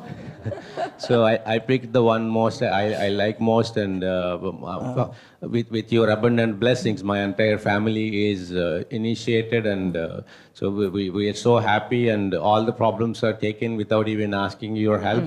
So I just want to have a question, if with your permission, I want to ask. My son is initiated when he was 11 years old, Yes. so 12 years old. Now he's 16 years old, and he believes you very much, and he does meditation. And recently he has been influenced by the school. He's going to he's in high school, he's going to college next year. So everything he's thinking in terms of scientific reasons, saying, oh, vegan diet is not good, proteins are not there. And it is because I'm studying well, I'm passing all these exams. It is not because of master, things like that. And my wife is 100% diligent practitioner, and she is having big fight with him. And so we trying You to don't see. supply him with the scientist evidence and the doctor's evidence from America? No, he does all that. He goes to Google and shows me something. I go to Google and show him something. Then then the last week, and we had an argument. He got out of the car and he ran away. Then I got to call the police and bring him back, and all kinds of stuff. Oh, let it be. Yeah, should we go easy on him or tough on him? That's what our dilemma is. Let it be, okay? Yeah. Because teenagers, they are Yeah, rebellious right, in yeah. nature, you know, they hate you for nothing. Right, yes, yes. They do everything against you and they feel cool about Right, that. So yes, let it yes. be. He'll Okay. cool down. Sure, thank you. Okay. It's just sometimes the society is stronger than one family. That's the problem. It's very sad, you know. Sometimes it happens. Don't worry. Let it be. Okay? Let me pray for him, meditate for him, share with him your marriage. He'll be fine. Okay? In China, they say the society is a big dyeing tub. So we always get in this different color and wrong color. He's actually very good by heart. He does 5 precepts, and all his friends in his class, they take my son's lunchbox and eat vegan food every day. So he feels like he's a hero promoting vegan food. Oh, then it's good already. Yeah, so Let him yeah. be. Let it be, okay? Right. Yeah, he'll cool down. Okay.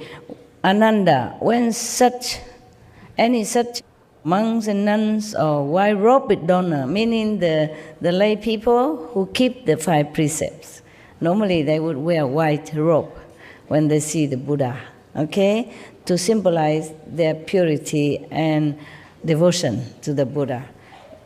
They are almost like nuns, it's just a lesser degree.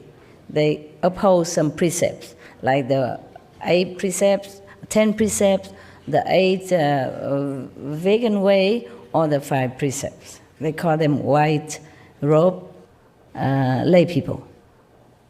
At the Dhamma ending age, who can rid their minds of greed and lust, hold the Buddha's pure precepts, and in a Bodhimanda make the vows of the Bodhisattva, etc., etc. I already read that.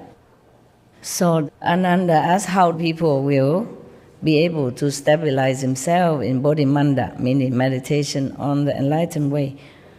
So the Buddha say you have to find the cow dung. You have to first find a powerful white ox in snowy mountains, and one that eats the lush and fertile, sweet-smelling grasses of the mountains. Since such an ox also drinks only the pure water of the melted snow river water, its excrement will be very fine. They can take that, mix with the sand and wood, and plaster the ground with it, etc., etc. There's some more work to do, but I don't think you need it. I am thinking whether or not I read all this to you. Because you have to find also incense, and you have to, because the Buddha say, if it's not in the snowy mountains, then the ox excrement will stink and cannot be used to smear on the ground. In that case, select a level place, dig down 5 feet or so, and use that yellow earth. Also good.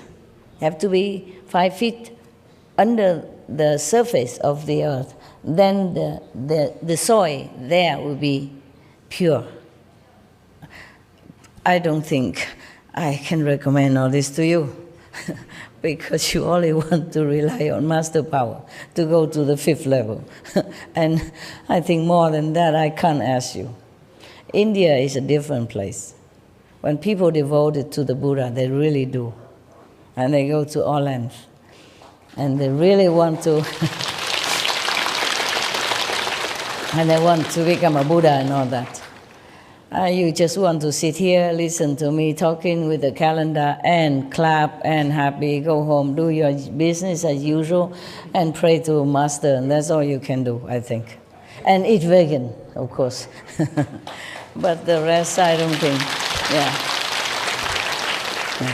I don't think you're that eager to become Buddha, the way that the Buddha recommended. If whatever you want to do, if you want to become truly a Buddha and Bodhisattva. I don't think I can ask much of you like that. Or can I? Yes? Yes? No?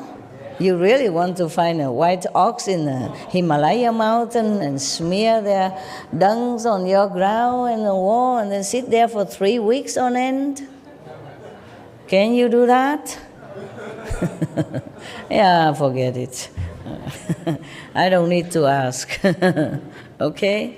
3 weeks no sleep. Of course you can, I know that.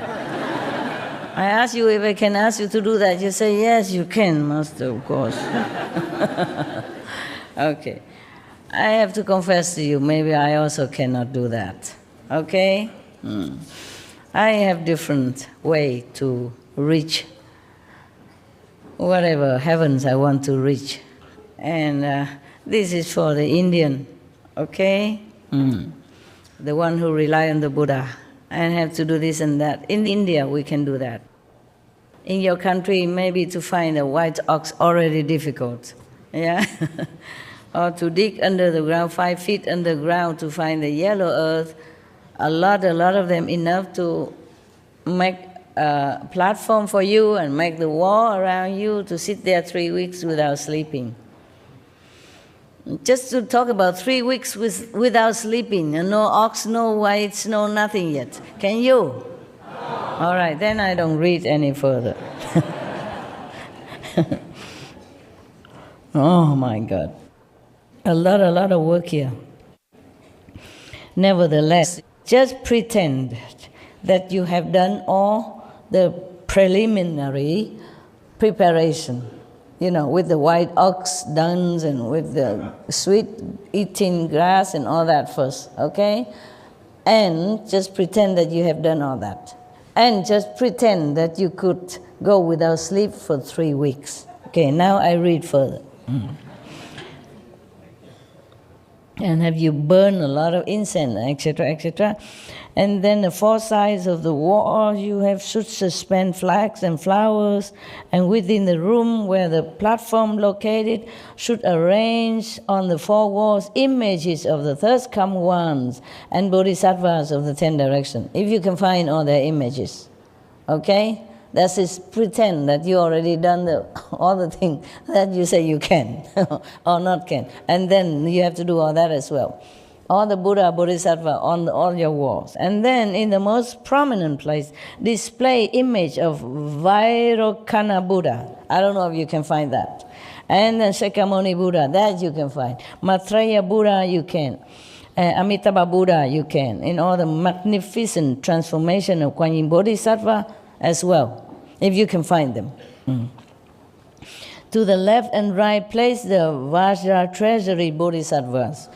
Beside them, display the Lord Chakra and Brahma, Akshurma, Blue Diga, as well as Kundali and Brukuti, and all 4 heavenly kings with Vinayaka to the left and right of the door.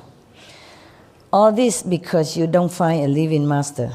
You study with his disciple or some later generation disciples.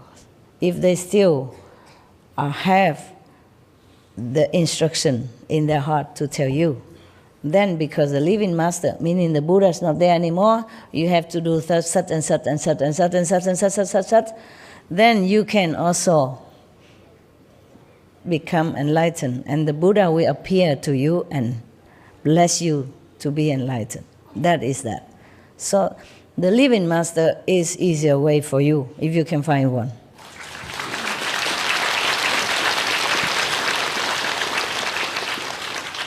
There's some more. So many Buddha image and Bodhisattva and heavenly being already. Some more coming, in case you want to try. Yeah. Then suspend 8 mirrors in the space around the platform, so that they are exactly opposite the mirrors on the platform. Can you remember all that? No.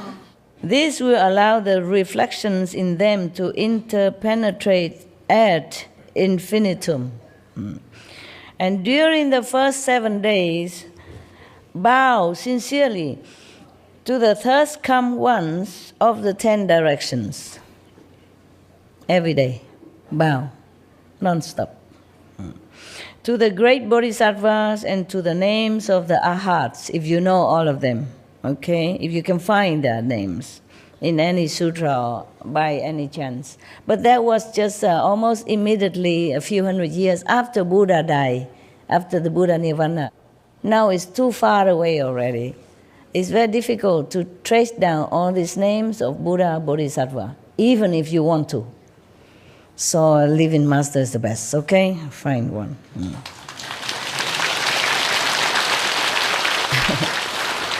It's just because the living master are the transmitter directly of enlightenment and blessing. After the living master is gone, the energy diminished as days go by, years go by. So you have to find the living pole who still holds this energy of enlightenment and blessing direct from heaven to give it to you. Only if you don't have a lighter that you have to rub the stones together or do whatever, very hard in order to make fire. If you have a match and lighter, do you still need to do that? No, find the matchbox, find the lighter, okay? Check, quick, immediately. You can light the candle with it, make fire with it. Okay. But nevertheless, I read it all to you. I cut some already. It's very cumbersome and a lot of work to do. I just read some parts so that you know already that it's almost impossible. Yeah, you want to become Buddha when you don't have a guru. Well, that's how you have to do. And it's not the end of it yet, okay? That the first 7 days you have to do that.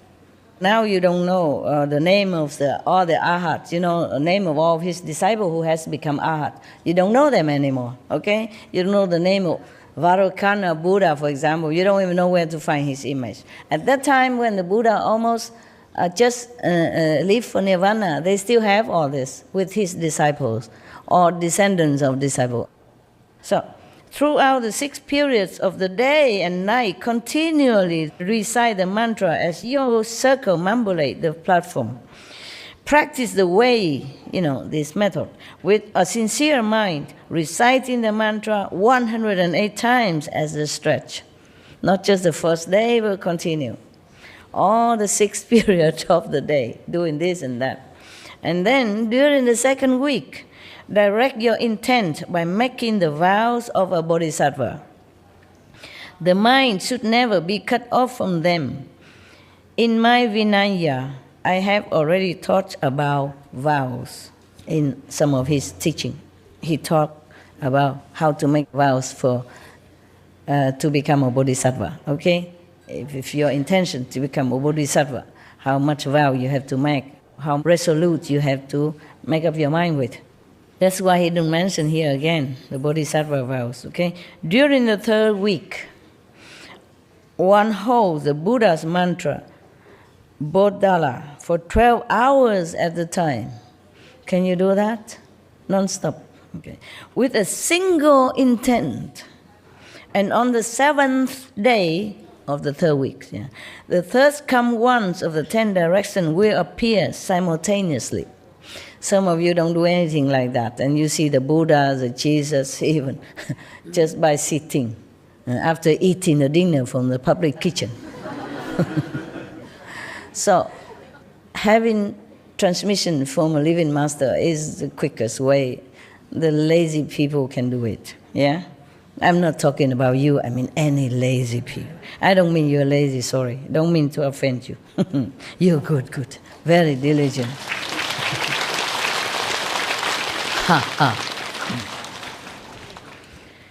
So they will appear to you if you do all that for 3 weeks long, non-stop, single-mindedly, bowing, reciting, meditating, praying, and incense, and etc., and all these formula at one time.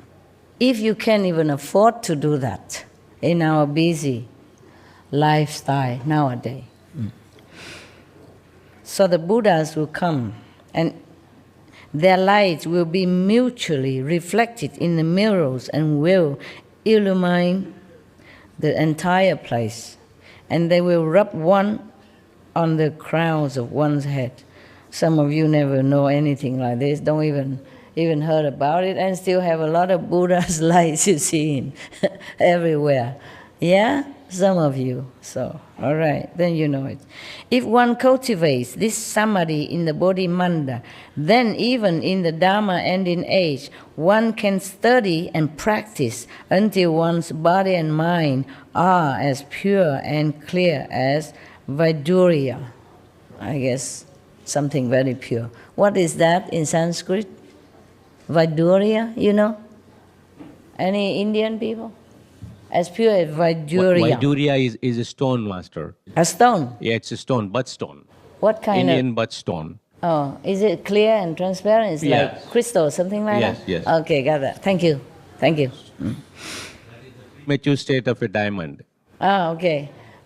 After the Vaidurya, it becomes a diamond. Oh, yeah. All right. That's cool. You want to ask something so urgently? When I was listening to you at first talk about the different Buddhas and the way to become a Buddha and to go through all of these different rituals, and I was going to say that what you've said, a living master, having you as a master, we can bypass all of these rituals because we can't get to those points anyway. If you can't find all of this, is No, like you don't have time. for loose ends. But we have you as a living master, and everybody needs a living master to achieve what we're trying to do. Yeah. And so that was the point. But then you started touching on these things and cleared that up. All right. Thank you for your opinion. A valuable advice. Thank you. Yeah, that's what it is. Yes. The Indian people, they know this inside out. Every sutra, every book of Vedas emphasize always living master, living master, living master. In those days, the gurus are very few. You can count on fingers. That is why all these procedures are available. Right now, we have the Himalayas is right here. So Except no snow. All right, love. All right, love. I was wondering why you Indian come all the way to Taiwan to find your guru. that's the quality matter, Master, not quantity. We have it in India, yes, okay. We don't want to say any comparison, okay? This might be offending. All the gurus should be respected. It depends on your level, you know? If you are not ready to a higher dimension or teaching, then you cannot just blame any master. Master, I was told by the holy man that I met, he told me that he, in his own life, he was fortunate enough to meet 5 enlightened masters. And then when I just spontaneously said, can I meet 5 too? And he closed his eyes and he said, now they're gone, there's only one. He told me very clearly, there's only one. Oh. One, meaning there's only one enlightened, fully enlightened master in the world. Where is that? I guess you. Oh, wow. Wow. Whoever told you that, I want to ask him where. Well, thanks to your master, huh? He is a good one. All right. If you believe that, it's good for you. If you have proof for that, good for you. If you don't have proof for that, don't blame me. Huh? My previous master knows you, Master. Who? My previous master, whom we discussed with you, Brahmarshi Patriji's Pyramid Spiritual Societies. He is a Buddha's meditation master. Oh. He knows, and I still meet him whenever he comes to USA. He stays in my house. He knows me? You know him, he knows you. Oh. So you have seen his picture and you told him who he was. And so last time when I met him, and he said, myself and my wife, these two are Supreme Master CHINGHAI's favorites. Oh. And he actually asked me to invite you to India. And actually, they every year from December 21st to December 31st, every year they do a group meditation with 100,000 people. Oh. So they construct pyramids at the scale of 5,000 to 6,000 people can sit inside. He actually asked me to invite you to India.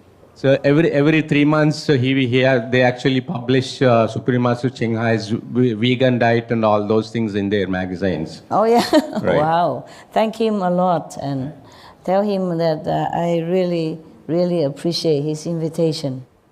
It's official now, she said. That official now, Indian goes vegan, okay? All right, please tell your master that I pay respect and I thank him. Thank you, Master. Yes. Okay. All right. There are so many, Master. It's easier for you to choose now. They actually believers of the cosmic energy, which is produced through pyramid, like Giza pyramid. So all the disciples, most of them, whoever has little bit money, they build a small pyramid. Because the cosmic energy is built at 45 degrees. Yes. That's the reason even Giza pyramid is giving energy to the earth. Yes. That's why they built the pyramid before. I have told in one of my lecture that there's a meditation place. Right. People just thinking, don't know what, but I say that's... No, if you sit inside a pyramid and do meditation, you achieve samadhi in more concentration. Quickly. Just physically speaking, it's more protective. Right, yes. Yeah, and whatever negative power, it will disperse out, Right. in this shape, yes. And I told a long time ago, I don't know if it's recorded or not, that because some people ask me, what's a pyramid is for? Is it a tomb or something? I said, no, in the old time, people built it just to meditate. It's a meditation place. Now it proved it. All right, okay. So do what you can to help yourself. But I don't think that the London people can build pyramid into their little apartment. It's very expensive in London, for example, Paris, It's enough to put furniture inside and you zigzag your way through it. Yeah, we're more worried about the soul level, not the body level. That's why you are here for us, Master. All right, Thank you. good. Thank you for your valuable information. Thank you, Master. That just confirmed what I said before. The pyramid is people built it for meditation. Everybody thinks it's a tomb or what is it inside? Nobody even know up till now what for. For meditation purpose, yeah? Number one is very good concentration inside, energy, okay? Also the cosmic energy can help you, okay? It's one pointed like that, yeah? Okay, and then number two is that in the desert it's so hot. The pyramid is very thick. The wall diameter, very thick. And it's so cool inside, as if you stay in a normal... The basic reason pyramids were constructed is Egyptians believe that the person who dies, they will be reborn again. That's why they use it to mummify the body and put it inside the pyramid. The body will be born again? Yeah, they actually wrap it in a chemical cloth and put it inside but that pyramid. is just for the... Yeah, their belief is the person will take rebirth and use the same body. They use pyramids for that purpose. No, that's what people suspect. But it's just for meditation before, okay? And whatever, they wrap them in silk or in a mummy kind of substance, it's their tradition. Just to keep it, to preserve the body. Just like we nowadays, we want to keep the body in a coffin and bury it in some special place and build a little memorial, just so that we remember. Because we all want to be like eternally in life. So they do anything they can just to preserve that concept. Yes? I wanted to ask a question about what you were reading before, if that's okay. About when the Buddha was talking about how to get enlightenment without a master, the cow and the poop and the no sleep. Did he mean, I wondered if he meant to say that like literally as in doing these things will actually, or did he mean it more like a parable as far as like the impossibility of finding enlightenment without a master? Maybe so also, yeah. But he really mean it. He really tell all it graphically, okay? But also, it's possible only because his disciple is still there. It's the final age of his Dharma teaching. Not now. Not now anymore. Not after 2,700 years of his nirvana. At that time, Buddha just passed away, final ending age about 500 years after he passed away. That's in other sutra he say that. Yes, for him, for his teaching lineage, end at 300, 500 years after. But not now anymore, okay? Even if you want to do it, it might not work. You don't find these pure monks and nuns who still having this blood lineage in them anymore to transmit it to you, however little diluted is still there. After the master died, 300 or 500 years maximum, no more. That's why every sutra emphasizes living master.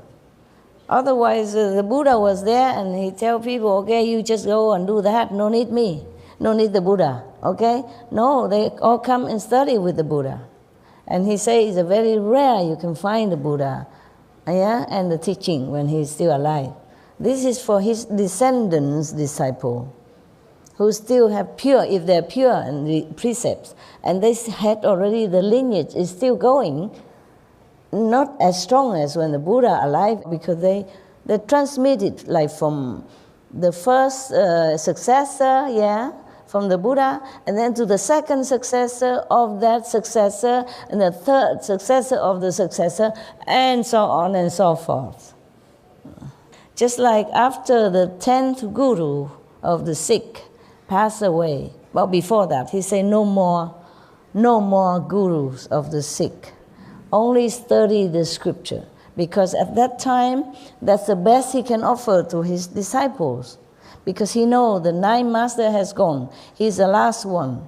And there's no more bloodline, no more spiritual bloodline to pass on to the next generation. So he said, just study the scripture. That's better than nothing. In the scripture, at least it's mentioned Nam, mentioned precept, mentioned purity, mentioned God, devotion.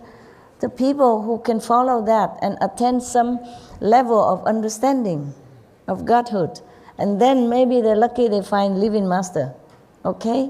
Yeah, otherwise the guru cannot cheat people and say, okay, after I die, my wife, my son, his son died anyway in the battle.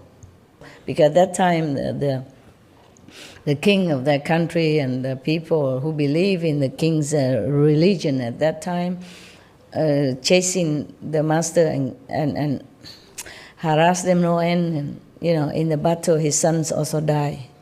So even in that lineage, it's supposed to be that his family member inherit the mantle.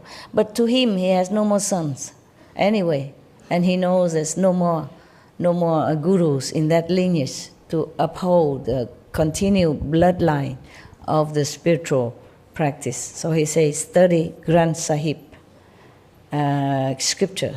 At least these are the teaching of the gurus, the true gurus, 10 of them. Continue, at least there are still blessings in there.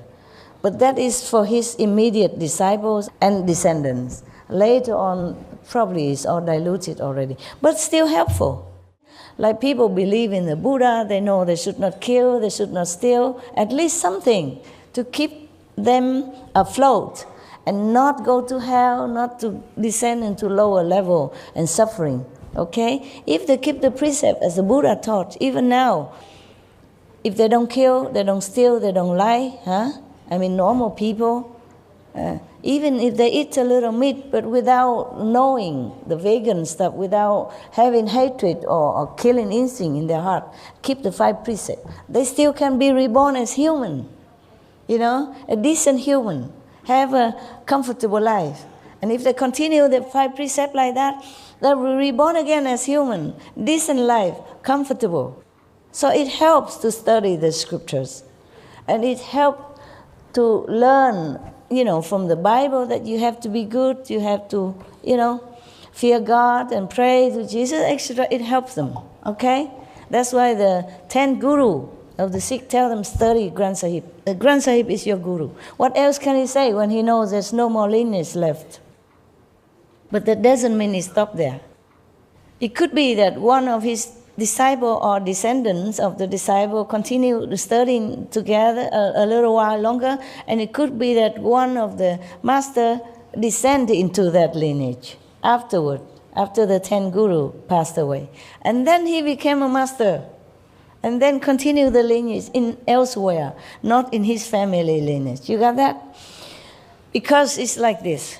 In that Sikh system, from the first guru to the 10th, it ends there. Why is that?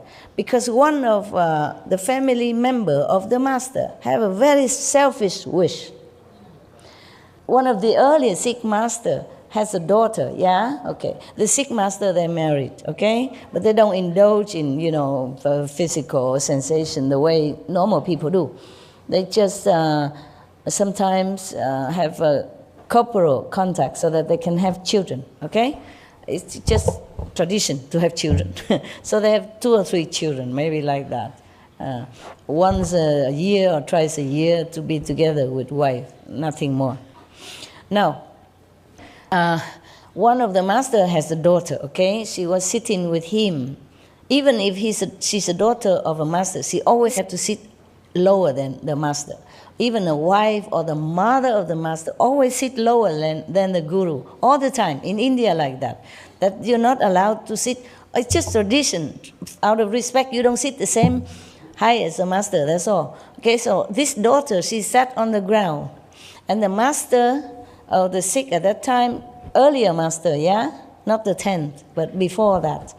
And then he sat on his bed to meditate, yes. And the daughter was sitting at his feet on the ground. And somehow the bed was old and one of the leg fell off, okay? So she worried the master will be awakened out of samadhi. She used her hand to hold it all night long. But the nails are pinched into her hand, bleeding, but she still holds it. Such a devotion, okay? So in the morning, the master awakes from samadhi, come back to the physical life, body, and then realize what the daughter has done for him. He felt very, very touched, not just as a master, but as a father as well. Such a filial daughter, of course, who wouldn't like, love? So he said, oh, okay, whatever you wish, I will grant it to you. Normally, master don't say that to anyone because they just let the disciple develop according to their understanding and karma. The master don't favor any disciple and say, okay, I will grant you wish because I like you. Because you are my daughter, you are my wife, you are my son. No. Or you are my favorite disciple, or you give me $1 million, nada. The master treat everyone equally. But because he was so touched, he came out of a pure meditation samadhi all night long. So his mind is still so pure. He also forget the rule, yeah? And he was touched by his daughter's devotion. Sit all night with a nail deep in her hand and bleeding, just to keep him in samadhi. Because she knows the master meditates is very important for the disciples, for the world. So she sacrificed, sit like that instead of the leg of the bed. And then the master just saw that and so very touched. He said, okay, whatever wish you have, I will grant it. Master really never says such thing, okay? But it's just a situation like that. And then the daughter said, I have only one wish. That the master lineage stay in the family. Oh, man. That is very selfish. You cannot do that. The master lineage should be passed on. The master mantle should be passed on to whoever worthy and enlightened and selflessly devoted to humankind, for all beings. Not because a family member. But the master already promised. So he has to hold it, even though he was aghast as her request. Because he can foresee that this selfish wish will bring bloodshed into the Sikhism. At that time, there was no Sikhism of thirst.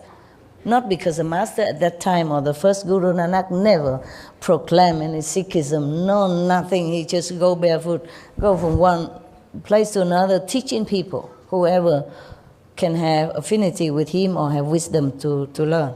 Okay? He never want to make Sikhism or anything just so people about him. No. Just happened, okay, afterward. Because the king of that country at that time and his government seek to destroy other religion and other preachers like Guru Nanak and his later successor.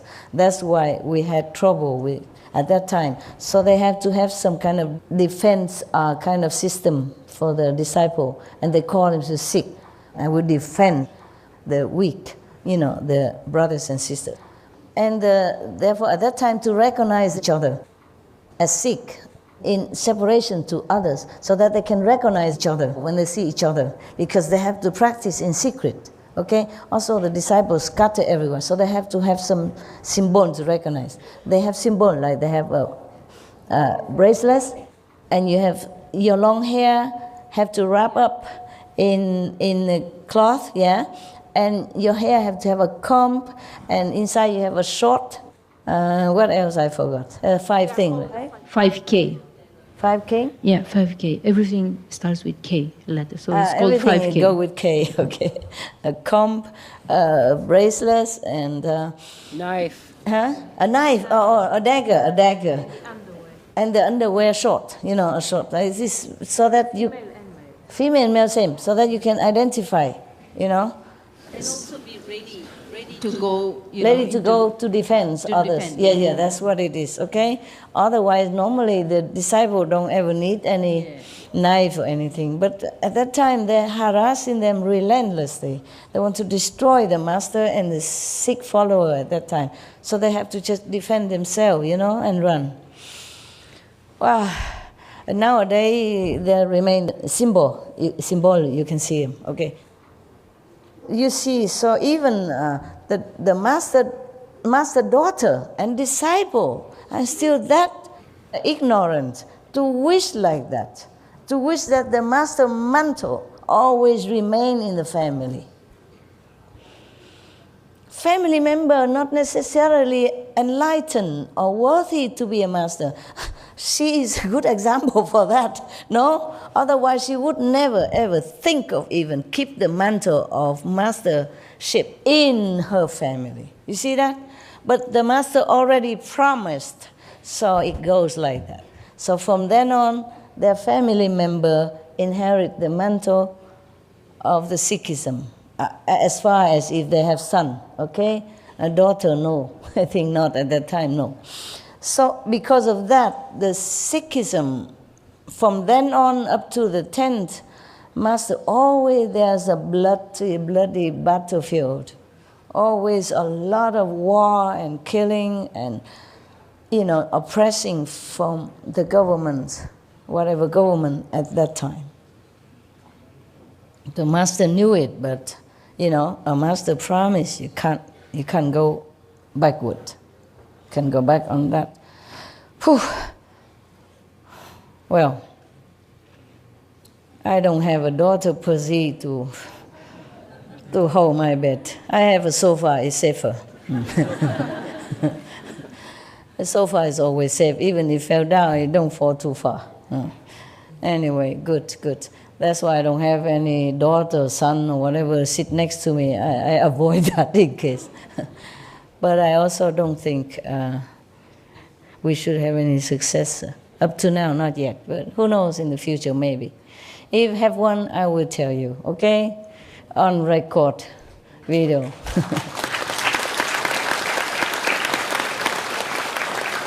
Long years ago, I thought maybe there's one. But then later, because the world changed, the karma changed so much, I don't think it's possible to anyone to handle the matter, up to now. So I have to continue. Okay then. Any more? You want any more stuff? Yes. All right. I think I almost done with that. And this subject about the precepts. Let's see if the Buddha say any more. Ananda, if any one of the monks' precept transmitting masters or any one of the other monks practicing with him is not pure, then the Bodhimanda as described will not be successful.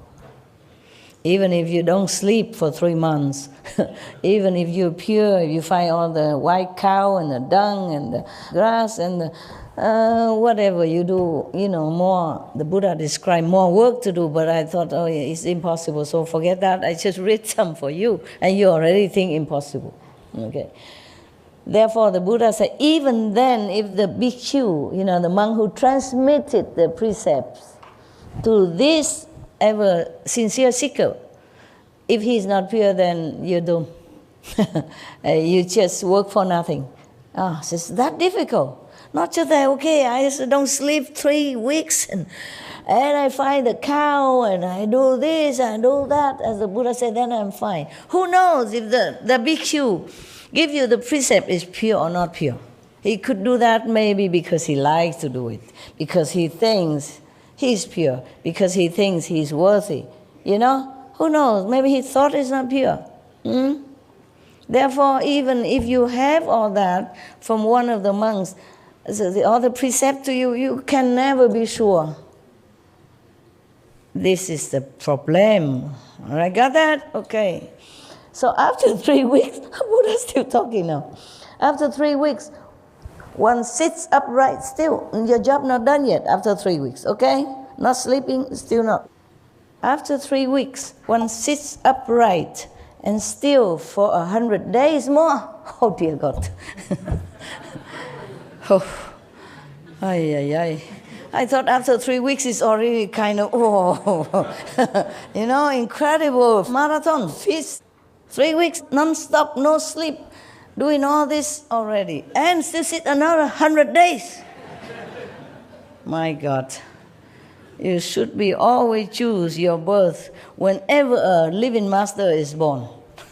So that when you grow up, your time, your age, you come of age, and you can go and grab this master and quick. Not doing all this. I don't think I can. I honestly tell you, not me, okay? Not 3 weeks non-sleep and doing all this outer performance and 100 more days. How long is 100 days? 3 months? 3 months plus. Okay. Those with sharp faculties will not arise from their seats and will become Srotapatamabana. Yeah, mean one of the non-return. Okay? Right. Although their bodies and minds have not attained the ultimate fruition of sagehood, not yet, not the highest, but already something on the way. Yeah. They know for certain, beyond exaggeration, that they will eventually accomplish Buddhahood. Yeah, they are already on the way after all that in 100 days. You have asked, the Buddha said to Ananda, you have asked how the Bodhimanda is established. This is the way it is done. Ananda bowed at the Buddha's feet and said, after I left the home life, I rely on the Buddha's affectionate regard because I sought erudition. I still have not been certified to the unconditioned, meaning Buddha has not said that he's already, an arhat. Yeah, I told you. When I encountered that Brahma heaven mantra, I was captured by the deviant spell. Though my mind was aware, I had no power to free myself. You understood? No. No, okay. Then I have to use my calendar talk again. What is a Brahma heaven mantra? Ananda went out begging for food. And these prostitute, because they have magical power in their family, okay? She has magical power also. She used a Brahma heaven mantra, meaning that within the 3 worlds, this is the highest mantra, most powerful. No one can resist. She used that to seduce Ananda. And then he was like, blur and dazed. So he just followed her into bedroom. And then she did what she wanted to do with him until he almost gone. But luckily, because he has been with the Buddha, very close to the Buddha. He was the Buddha's attendant day and night, every day. And he was pure, at least so whenever he was. Yes. And of course, he has been with the Buddha with many incarnations, not just this time. Always being his close attendant or his nearby acquaintance, his family, etc., etc., even in the animals' kingdom. So he remembered the Buddha. Last minute, he prayed, Buddha, please help me. I'm falling. And then the Buddha came, or he sent, came and recite other kind of mantra to counter this, to oppose this powerful mantra. Then, of course, Ananda is free and he run back, forget his bowl, food, whatever he want to do, run back. So that's why he said here that when I encounter that Brahma heaven mantra from the prostitute, I was captured by the deviant spell, though my mind was aware, but I had no power to free myself. That powerful. Even a Buddha disciple had to succumb to that power of that spell. Very powerful. Because Brahma heaven is the highest heaven in the three worlds. So if they know that mantra, then I can use it and master it, then no one in the physical body will be able to resist and escape. Lucky for Anand, because he was always with the Buddha, life after life, and always doing good things.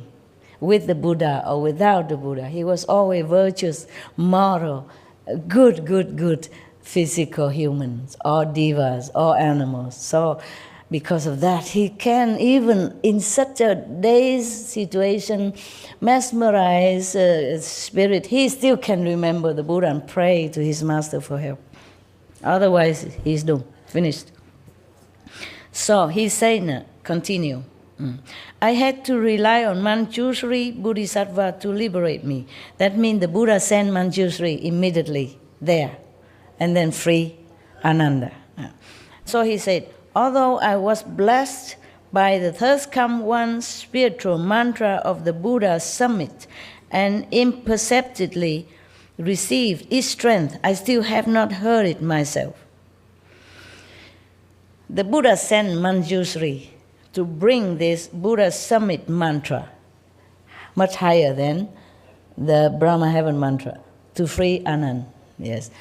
Although the Buddha told him that, that because of that mantra for Manjushri, so he's free. But he doesn't hear it yet himself. The Manjushri just went there and do it. But of course, inside, just like you recite the 5 holy names inside, and somebody get benefit.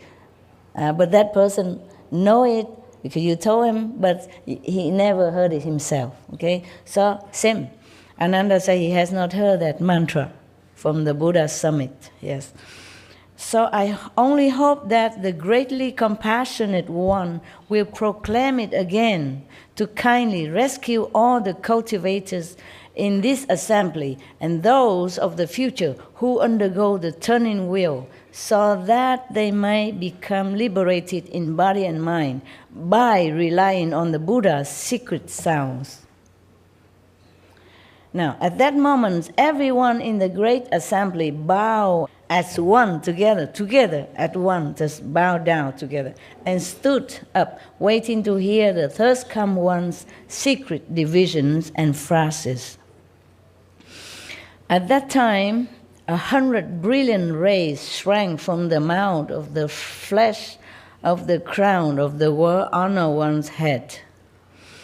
1,000 petal precious lotus arose from amidst those rays.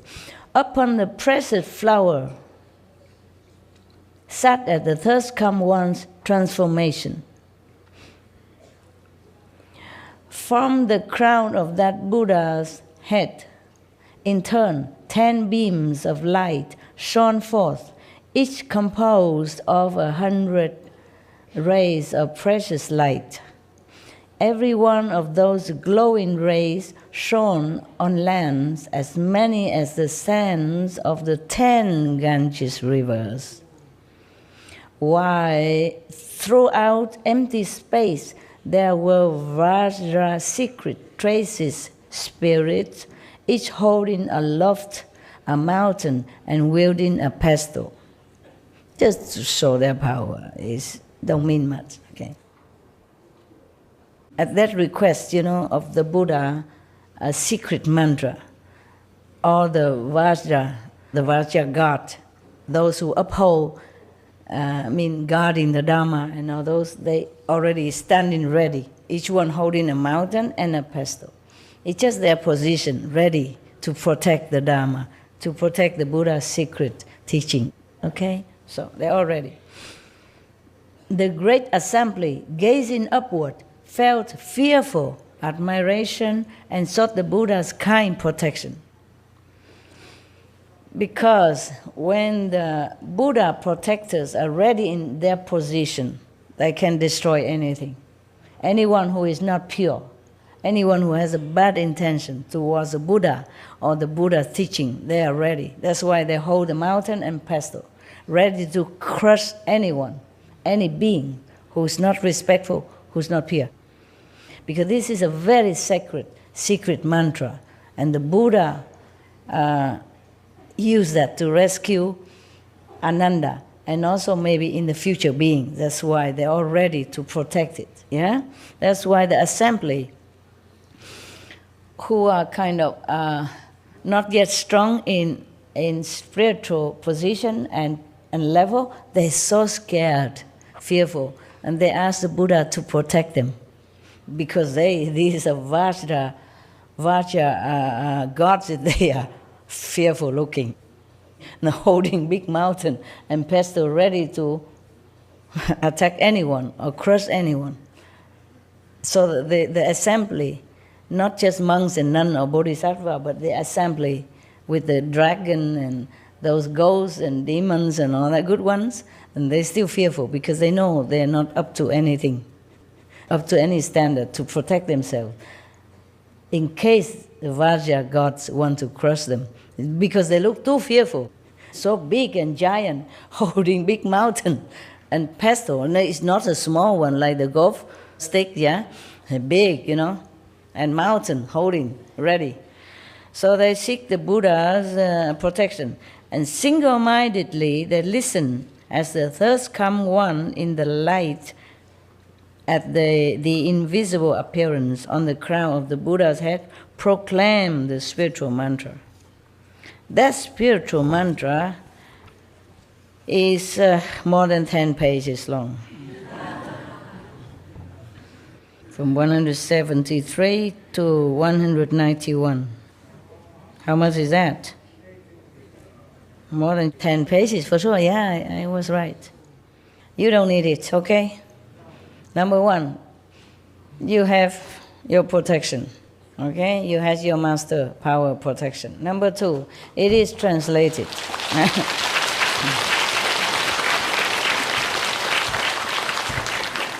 It is translated into Chinese phonetic, and I can't guarantee if it works.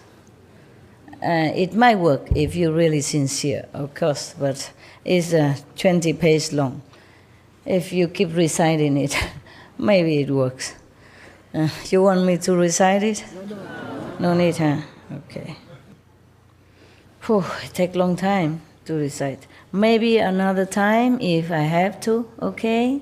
If it's good for you. Maybe another time. I will ask the Buddha whether or not I have enough power to recite it for you, okay? Not just the words, but you have to have this kind of inside power to recite it, even if it's translated into just phoneticized Chinese. Got that? Okay. All right.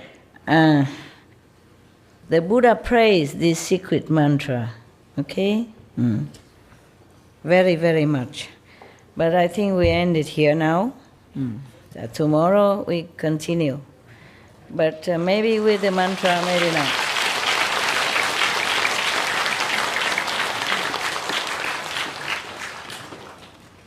Maybe with a mantra, maybe with another one, because I have promised you something else. I didn't promise a mantra. Imagine, I don't know how long it takes the Manjushri to recite this mantra while Ananda was in the helpless situation. But Manjushri pronounced the mantra probably, quietly, but it affects immediately and wake Ananda out of this bewitched slumber. And Ananda ran back to the Buddha with Mantachi's daughter trailing behind. Wow, what a scene! Huh? What a scenery! It's like movies, yeah. Come back here, and complain to the Buddha. Give Ananda back to me. He is mine. Okay, it's 12 o'clock already. Well, your mind can only take so much at a time. So even though you're interested, you should digest this. And then we continue next day, huh?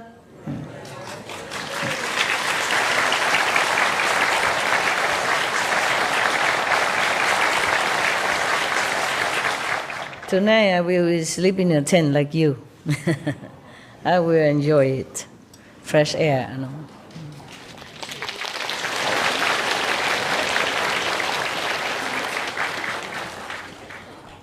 Thank you for being so polite and generous with your clapping. Your clapping. Okay. Next time, any unnecessary question or not urgent question, please wait until I finish, okay? It's better for all of you, okay? You are not alone in the assembly. You are in the midst of 10,000 plus people. Please consider others before you. That is the minimal courtesy and minimal selflessness, okay?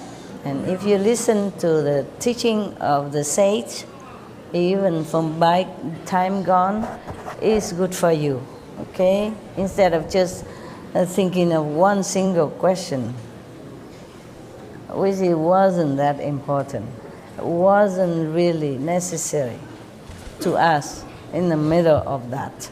You should respect the Buddha teaching and continue listening. That's the best, okay? If any question, there is time to ask, okay? Anything to do with the subject is better. To keep it, the energy, clean, pure, concentrated, and blessing flowing. Huh? Next time, remember that, all of you, okay? A good night.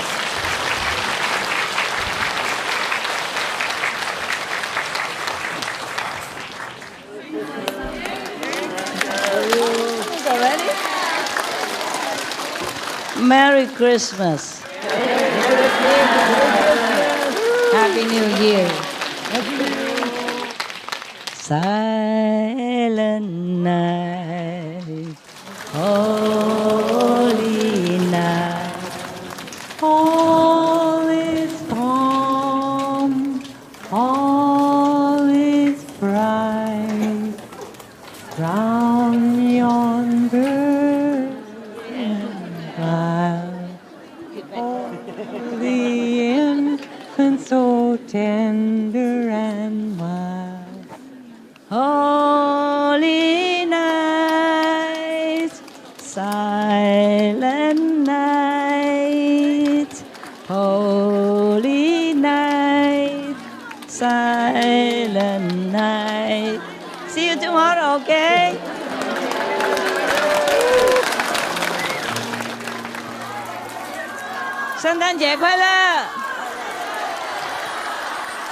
Happy Christmas.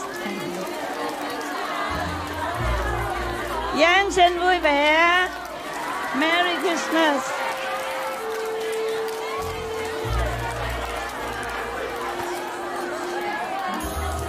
Love you. Annie. Love, love, love, love. Love you. Love you, love you. Love you. Love you so much. Merry Christmas. Merry Christmas. Happy New Year.